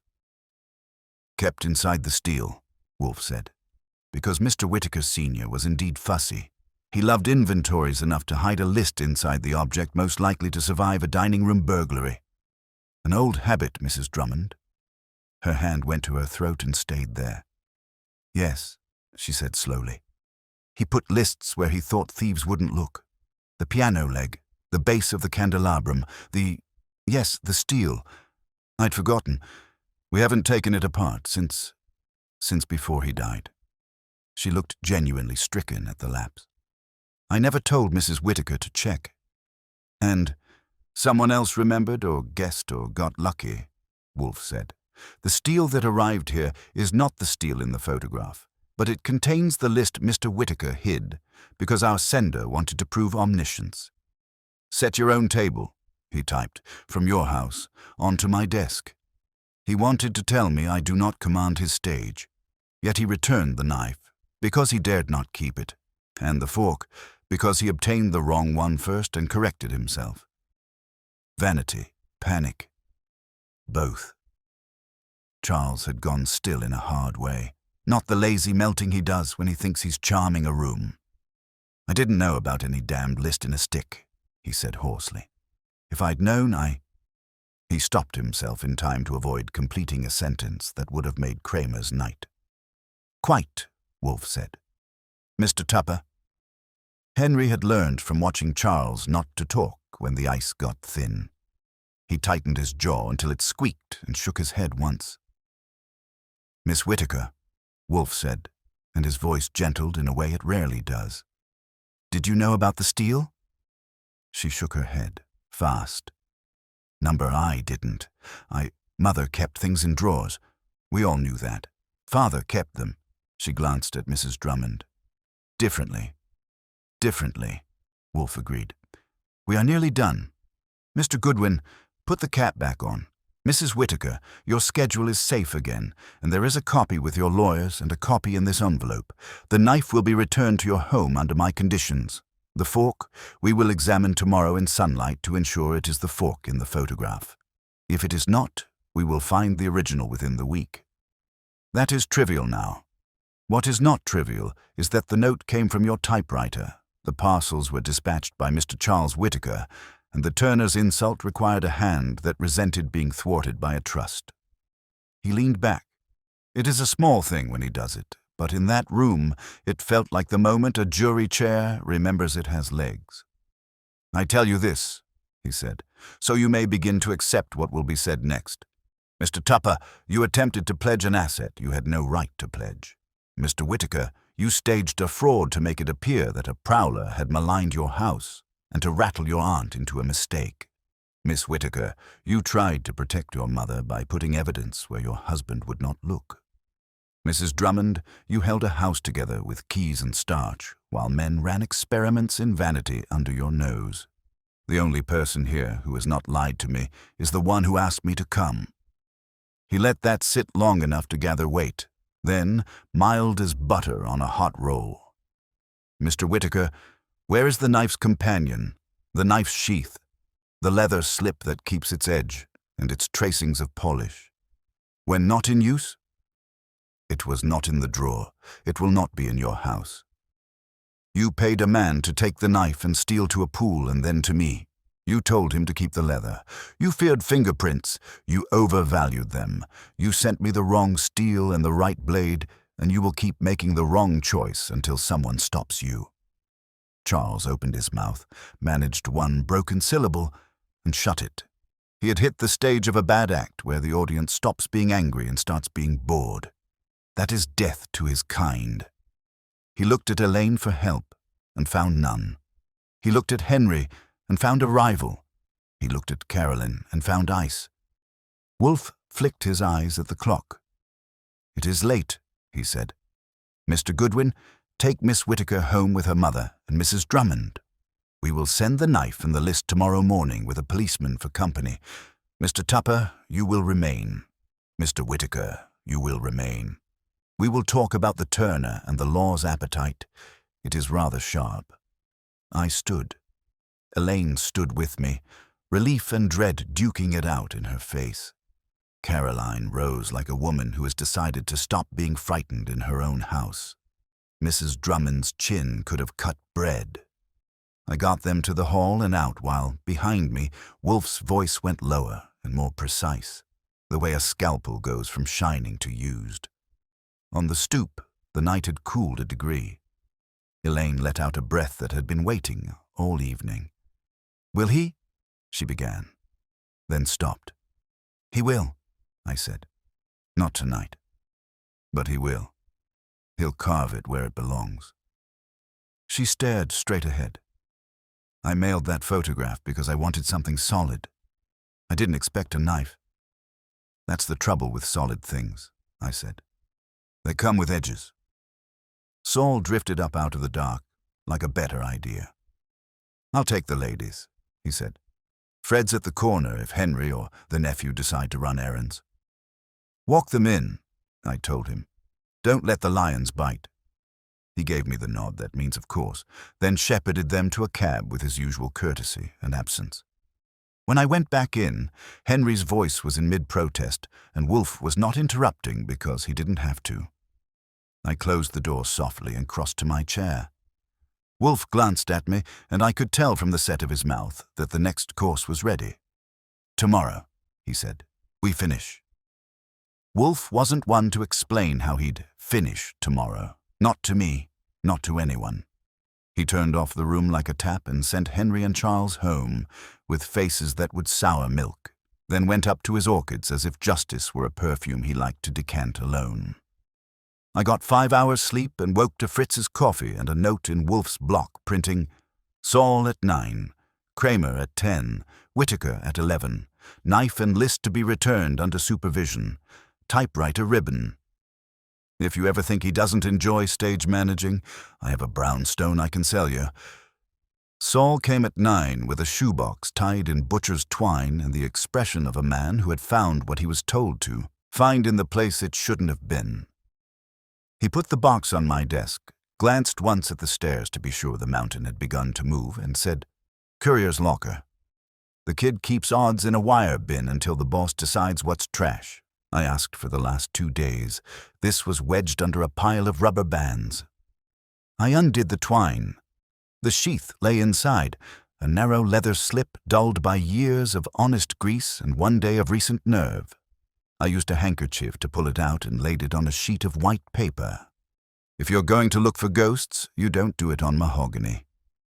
Wolfe arrived then, perfumed faintly with orchid house heat and disapproval of mornings.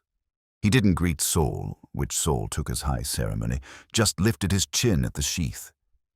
Archie. The edge where a blade sleeps had a shine where friction lives. In the crease near the mouth, something clung that wasn't shine. 2 specks, stubborn as guilt. With a moistened corner of paper, I teased one free and touched it with a match. It smudged, not crumbed. Oil paint, old enough to dry, young enough to remember color. The other speck, under a lens we keep for occasions that call for humility, showed a fiber the width of a brag, dark blue. "Turner," I said. "And Navy." Wolfe's eyes warmed by half a degree. "Thank you, Saul." Saul inclined his head. "The dispatch clerk signed you another masterpiece. The boy remembers the cuff because the cuff was memorable. He likes details. I gave him an excuse to like them more." "Good," Wolfe said. "We will not need him now unless vanity persists." He turned to me. "Inspector Kramer is due." If you've never seen Inspector Kramer at 10 in the morning, imagine a barrel with lungs and what a cigar would look like if it had learned to growl. He likes us most when we are about to hand him something, and least when we have just done so. Today was on the right slope. I showed him the sheath, the paint flecks, the fiber, the photograph, the steel with its hollow throat, the little resurrected schedule. He listened with his mouth and eyes set to disbelieve, and then found himself believing, which he hates because the feeling comes too near gratitude. "You waited to call me," he said. "You always do." "We do not," Wolfe said. "Summon the law to a rehearsal." Kramer grunted. "Yeah, and I don't smoke in churches. Where are you putting me?" "In the Whittaker dining room at 11, Wolfe said. "You will accompany Mr. Goodwin, Mrs. Whittaker, and her daughter. You will observe without rummaging. You may remove the typewriter ribbon from the Remington in the study and take custody of it. You will later permit me to look at it in your presence." Kramer's eyebrow did a twitch. "The ribbon will show you his little notes?" "It will show everyone's," Wolfe said. "Even a man who believes paper is memory neglects that ink has one. You will also collect the fork and tea. Compare it to the photograph. You will not mention Mr. Charles Whittaker's jacket cuff or tailor to Mr. Tupper in that house unless you wish to watch an unproductive explosion." Kramer gave me a look that meant, "Keep him honest." "All right, but you'd better give me my dessert at the end of this dinner." "You will be fed," Wolfe said, and for once Kramer didn't try to read a promise as an insult. We left at 10:10. In the cab, Kramer blew smoke into a world that already had its share and asked, "You think the nephew slashed the canvas?" "He slashed 3 stripes like a cat that knows where the cream is and where the cupboard is locked," I said, "and he sent us the steel and the knife, for flourish." The letter that vanished 2 weeks ago, Henry has a smell on it. He wanted to waive a draft as intent. When it vanished, it was convenient. "Intent," Kramer said, chewing the word like it had gristle. "You play me between a vandal and a fraud. I don't get murder, I get paperwork and paint. You get a man who staged a fake burglary and a man who tried to pledge something he didn't own," I said. "You like statutes. I'm sure there are some that will let you enjoy yourself." The Whittaker house had learned caution overnight. Mrs. Drummond opened with her mouth compressed to a line that meant she hadn't slept and didn't approve of anyone else doing so either. She took in Kramer's cigar, the way he wore his suit like a uniform that had known him since the 20s, and stepped aside. Carolyn and Elaine were in the morning room. Elaine looked less breakable, which is what happens when men stop lying in front of you and start doing it where you can see their lips move. We went to the dining room first. I set the knife on the sideboard with Wolfe's label on the wrapper, because Fritz raised me right. Kramer bent over the fork in the drawer, grunted, and then set the photo beside them on the baize. "Matches," he said. "Little crescent nick. Same place on the knife. Fork has one on the tine. Somebody had a talent for documenting scratches." "Mr. Whittaker Sr.," I said. "He hid a schedule inside the steel. We'll bring you the jar later. There's lemon oil a mile wide on the wrong one." He nodded at the trail of thought rather than the specifics and jerked his head toward the hall. Typewriter. The Remington sat in the study with the dignity of an elder who remembers when letters were letters. Kramer pulled the spool ribbon with the care of a man picking up a snake. He carried it to the window, unrolled a few inches, and tilted it to the light. Anyone who has peeled back a ribbon knows it keeps ghosts. If you don't, write a note to your aunt in capital letters and hold the ribbon to the sun. He squinted and swore softly. "There it is," he said, and I leaned in. "Set your own table ran left to right like a line of ants under a leaf. On a different tract, course 3. Yours, chef." I didn't need the misaligned E. The ribbon had them like a chorus. Kramer rolled it back, satisfied. "Chain of custody," he said, to me into the room. Caroline stood at the door watching him, her mouth tight. "Inspector, will there be... do we..." "You will have your painting repaired if the gentlemen at the museum permit," Kramer said bluntly. "You'll have your silver back. You'll also have my people asking questions. Today I'm only watching. Tomorrow..." He left the sentence where Wolfe had left his promise. On the way back he didn't talk. He doesn't like to when he's got his appetite sharpened and has to sit on his hands. Back at the brownstone, he went through the sheath again with Wolfe looking like a head waiter offering a vintage. Then he took his ribbon, nodded once at Wolfe as if to admit we had fed him an hors d'oeuvre, and rolled out muttering that he had an errand to run on Madison Avenue, tailor or no tailor. At 2, Saul's friend Fred rang from a payphone to say Henry had spent the late morning on the telephone, brisk, tight, unproductive, then left the office with a face that would have cracked mirrors. "He's headed home," Fred said. "Walk's got the speed of a man who's been told to stop." I suggested to Fred that if a navy jacket passed him with a sleeve that didn't quite match itself, he should remember. Wolfe lunched like a man who was doing me a favor by eating in the kitchen. He prizes digestion as an intellectual aid and resents any case that tries to share a room with his midday trout. When he came down at 3, he spent an hour with the phone at his ear and the receiver reluctant in his hand. He spoke once to Peel and Harkness, twice to a conservator at the museum who owed him a favor from a night 10 years ago with a loaned print and a borrowed lie, and once to a man who runs a messenger service and was convinced, with the gentle weight of civility and a name that rhymes with press, to keep a certain wire bin intact until morning. By 4, it was mood music, the kind you can't hear, but that changes the way a room chooses its chair. He set the hour, 7:30 again, the same orchestra. I called the Whitakers. Henry said nothing, which in him was progress. Charles tried for a laugh and landed on a cough. Elaine said, "We will come," with a firmness that married well with the tremor. Mrs. Drummond said she would bring the keys. Caroline thanked me as if I'd done more than drive the bus. Sometimes that's what you do in this job. At 7, Fritz dressed the room with coffee again and a plate of nothing, because feeding this crowd would only make them try to digest instead of think. Wolfe settled at his desk and made the chair look like it had found its purpose. The bell rang. The cast arrived. They filed in and sat in the same places as if the furniture had assigned seats. Wolfe didn't open with a speech. He rested his fingertips together and regarded them like a jury he was considering whether to dismiss. He let the quiet work, the way he always does, until the quiet had tried and failed to be comfortable. "Mr. Tupper," he said at last, "you attempted to pledge a painting you had no title to.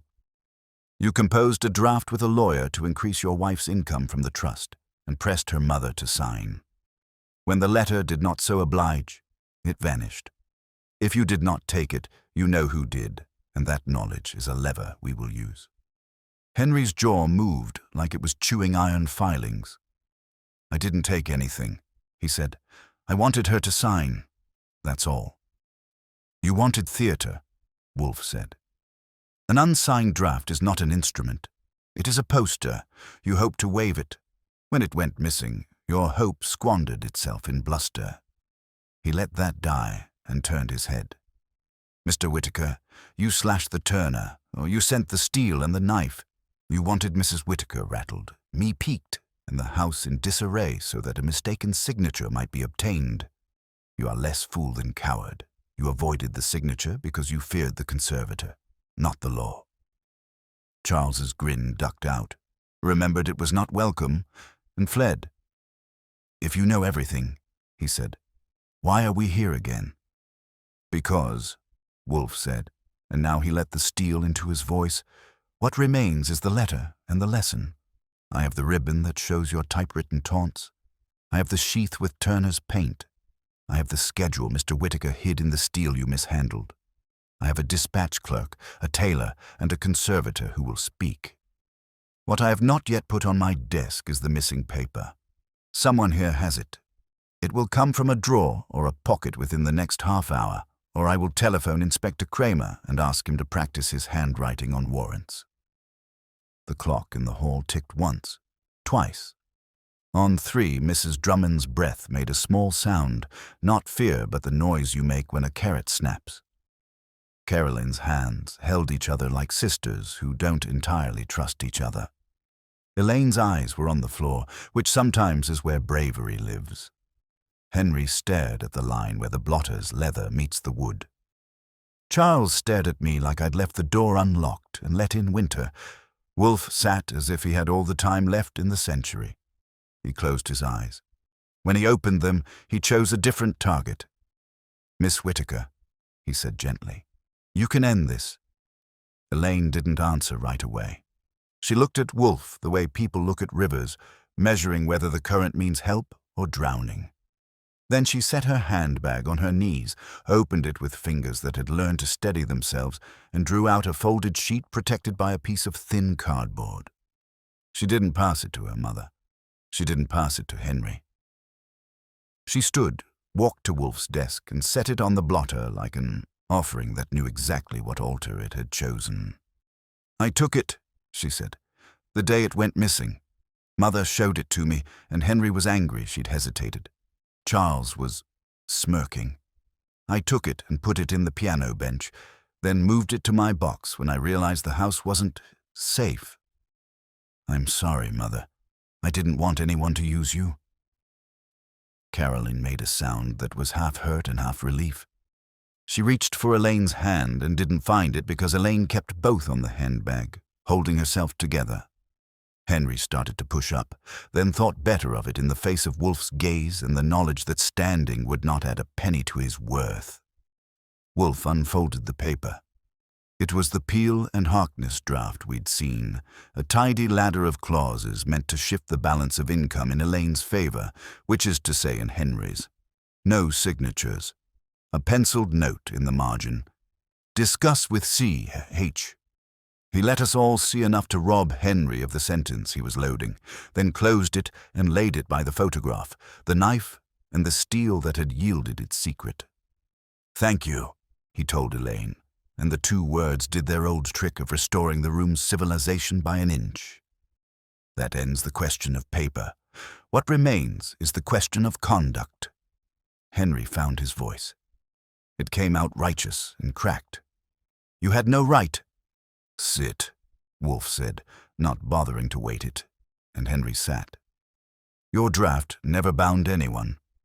Your effort to waive it as intent was theater, like so much else in this affair.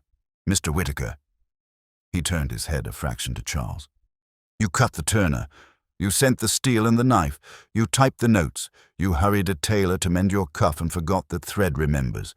You imagined yourself clever enough to rattle a household into confusion and a signature. You succeeded only in drawing lines between your acts. Charles wet his lips. The grin came and died. I didn't. He looked at Caroline and tried a softer note. Aunt Caroline, I wouldn't harm what Uncle loved. I only wanted Henry stopped. He was going to put the turner in hock. I thought if he looked like a fool, if there was a scandal, Wolfe said, the investors would flee, the draft would be burned, and you would be one brave nephew. Phooey. You slashed because the painting had been placed beyond your reach and because hurting what you cannot hold feels to you like action. You sent the steel because you enjoyed a taunt. You sent the knife because you dared not keep it. You kept the sheath because you were frightened of prints but not of paint.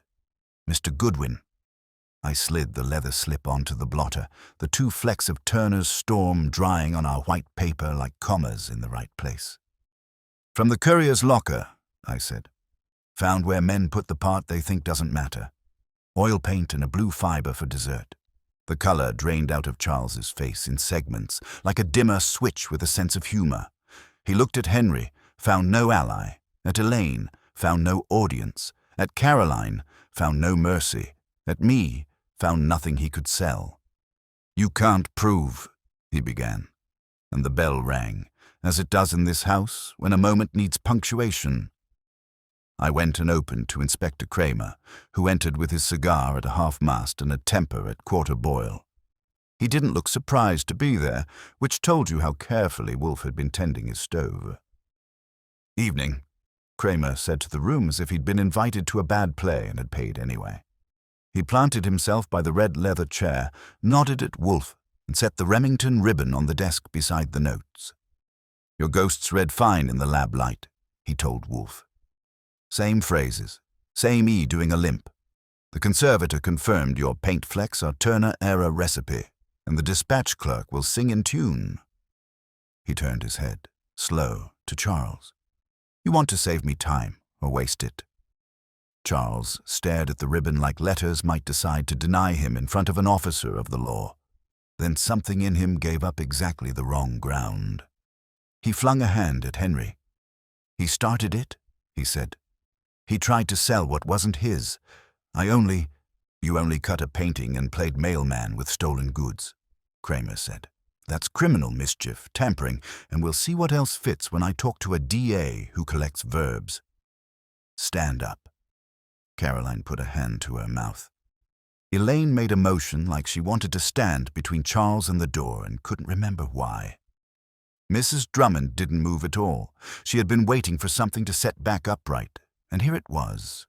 Charles didn't stand. He slumped. Aunt Caroline, he said, and it was the first thing he'd said all night that sounded like a person and not a performance. I'm sorry. She looked at him for a long moment in which a generation measured itself. You didn't come to me, she said. You didn't say you were frightened. You made a show. Your uncle would have been ashamed. Go with the inspector. Kramer did not put a hand on him. He didn't need to. Fred appeared in the doorway because Saul had arranged him there, and between them the nephew found his way out without remembering to resist. The door closed with the soft click of a hinge that has seen this house digest worse. Kramer stayed because dessert is dessert. He swung his attention to Henry. As for you, you have nothing, Henry said, too fast, too loud. I asked a question of a man about a painting. No money changed hands. I didn't cut anything. I didn't send anything. I didn't take any letter. You offered a bribe, I said helpfully. It wasn't enough to be interesting, but the envelope had a number on it that could make a juror with a son-in-law raise an eyebrow. Kramer grunted. The DA likes clean charges, not indignation, but I can make your life very noisy. Your investors will not enjoy it. My advice is you find a chair and sit still for a year. If you sneeze near a pledge, I'll catch the cold. Henry looked at Elaine and tried on something like humility. It didn't fit. He settled for a nod that meant he'd been forced to learn the word later than most men and still resented it. Wolfe pressed the bell for Fritz and said to Kramer, "Coffee?" Kramer shook his head. Wolfe let it pass. He arranged the pieces on his desk. Photo, knife, steel, schedule, draft. Like a man putting a puzzle back in the box because it will be needed again in some other parlor. Mrs. Whitaker, he said, you will instruct Peel and Harkness to appoint an outside corporate trustee for the household schedule and the painting until such time as Miss Whitaker is free of her husband's ambitions. You will remove the Remington from your study and give it to the inspector until he is finished with it. When he returns it, you will dispose of it, You will have your doors rekeyed properly, and the old copies melted down into spoons if you insist on sentiment. You will not keep papers in drawers. You will exercise your right to protect assets on behalf of your daughter. If you wish guidance on the language, Mr. Harkness will oblige." Caroline nodded, one sharp dip that had weight in it. "I will do all of it." "Good," Wolfe said. "Miss Whittaker, you will stop trying to save men from their own errors with subterfuge. If you insist on kindness, perform it in daylight. It is less likely to be mistaken." Elaine colored and looked at him as if he had taken something heavy off her shoulders and refused to apologize for it. "Yes," she said. "Mr. Tupper," Wolfe said, and he made the name sound like a project, "you will not go near a lender, a pawnbroker, or a private money man for 90 days. During that time, you will obtain employment that pays in checks, not signatures. If you do not, I will give the inspector a list of names that will keep you too busy to dine out." Henry's jaw tightened and loosened as if he was discovering new muscles one after another. "You have no right," he said, almost to himself. "No," Wolfe agreed. "But Mrs. Whittaker does. And so, unfortunately for you, do I. I am indulgent only when it costs me nothing. You have already cost me a ribbon, an evening, and a good towel." Kramer exhaled something that might have been a laugh if he'd had any left. "I'll keep your ribbon warm," he said. "Tomorrow we'll book the boy. The tailor will sing. The clerk will hum. I'll let the DA decide how many words to staple to it. You want your photograph back?" "Return it to Peel and Harkness when you're done," Wolfe said. "Mr. Goodwin will bring you the steel that is not in the photograph for your collection of curiosities. It will help you explain to a jury how vanity trips over detail." Kramer tucked the ribbon away, accepted a copy of the schedule in an envelope with as much grace as his species ever shows, and left with a nod to Caroline that managed not to be unkind. When the door latched and the brownstone took its first real breath since the knife arrived in our lives, Fritz appeared with coffee, because time means nothing to him if civility requires it. Caroline stood and gave Wolfe a look that was not gratitude. That would be too small. But recognition.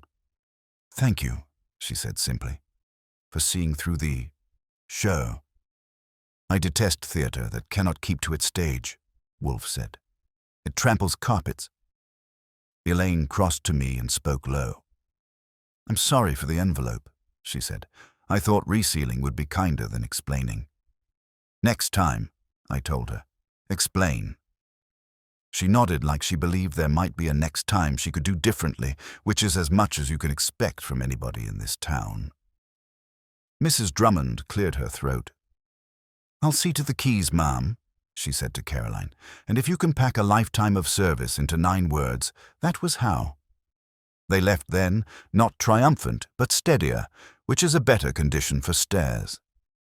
Saul's shadow was out there somewhere to make sure the knight didn't think of a final surprise. Henry paused on the stoop, looked as if he wanted to say something noble, discovered he didn't own any, and followed his wife. The door closed. I sank into my chair and stretched the kinks out. Wolfe tilted his head back and let his lids droop, which looks like basking but is actually him putting the case into a file somewhere behind his eyebrows. "You were hard on Elaine," I said. "I was precise," he said. "Precision offends only those who profit by blur." "Charles will squawk," I said. "He'll say he acted for the house." "He acted for applause," Wolfe said. "Men who cannot secure a seat at a table will cut the cloth and call it justice. It is not. It is petulance with a blade." Fritz, who is wiser than most judges, set a plate on the beer table. It held slices of cold roast and a small pot of something brown that would have made a bishop weep. Wolfe eyed it as a cat eyes a sunspot. "Dinner," I said hopefully. "In due course," he said. "We will eat at peace. The house has been untrespassed. That is a thing to be savored." He lifted the photograph, glanced at the tiny crescent in the silver, and set it down again as if he approved of a flaw that could be catalogued and contained. "There is satisfaction," he added, in returning a knife to a drawer that is worthy of it. And in getting paid, I suggested. He sniffed. Compensation is a condiment, Archie. The dish is order. Sure, I said, but I like condiments. He allowed, with a grunt that could be mistaken by the untrained ear for magnanimity, that both have their place. Then he closed, his eyes and the brown stone settled around him the way a good suit remembers a good shoulder, and for the first time since a carving knife went missing, our table felt like it belonged to us again. The brown stone had the sort of silence that wasn't really silence at all. It was Wolfe's silence, thick and layered, pressing down over the room while he sat, eyes closed, chin dipped, fingers pressed together like he was offering prayer to logic itself. I knew better than to open my mouth unless he gave me cause. Kramer was perched on the edge of his chair with his jaw set tight, one hand itching to get at the cigar he wasn't allowed to light. Saul and Fred had staked corners of the room, each of them giving off the scent of a man who had fetched, carried, and shadowed enough to know that the only thing left was Wolfe's unveiling. The suspects, arranged like reluctant schoolchildren, filled the front row. Miss Lansing sat stiff and regal, lips pressed so thin you could mistake them for a paper cut. Hammond's hands fidgeted with his watch chain, eyes darting from Wolfe to Kramer as though hoping the law might be softer than reason.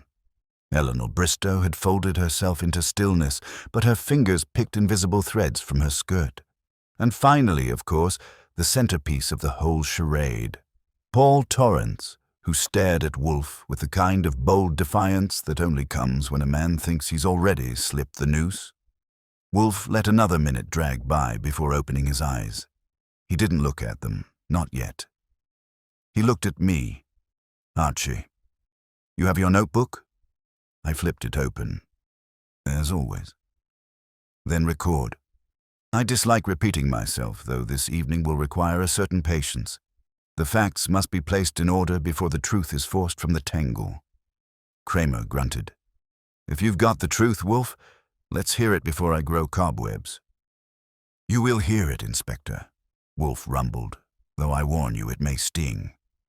He shifted in his chair, drawing in a long breath, and finally let his gaze rest on the group in front of him. The murder of Jonathan Bristow was not an impulsive crime. It was calculated, plotted, and carried out with an intent so carefully concealed that its author believed it unassailable. Yet, like all such conceits, it collapsed under the weight of its own details. Observe. He raised one finger, fat and steady. First, the cinnamon. It permeated the room, not merely because Mr. Bristow enjoyed it, but because it was chosen to mask something far more incriminating. The faint but telltale trace of bitter almonds. Cyanide. The glass was wiped clean, but the air betrayed its secret.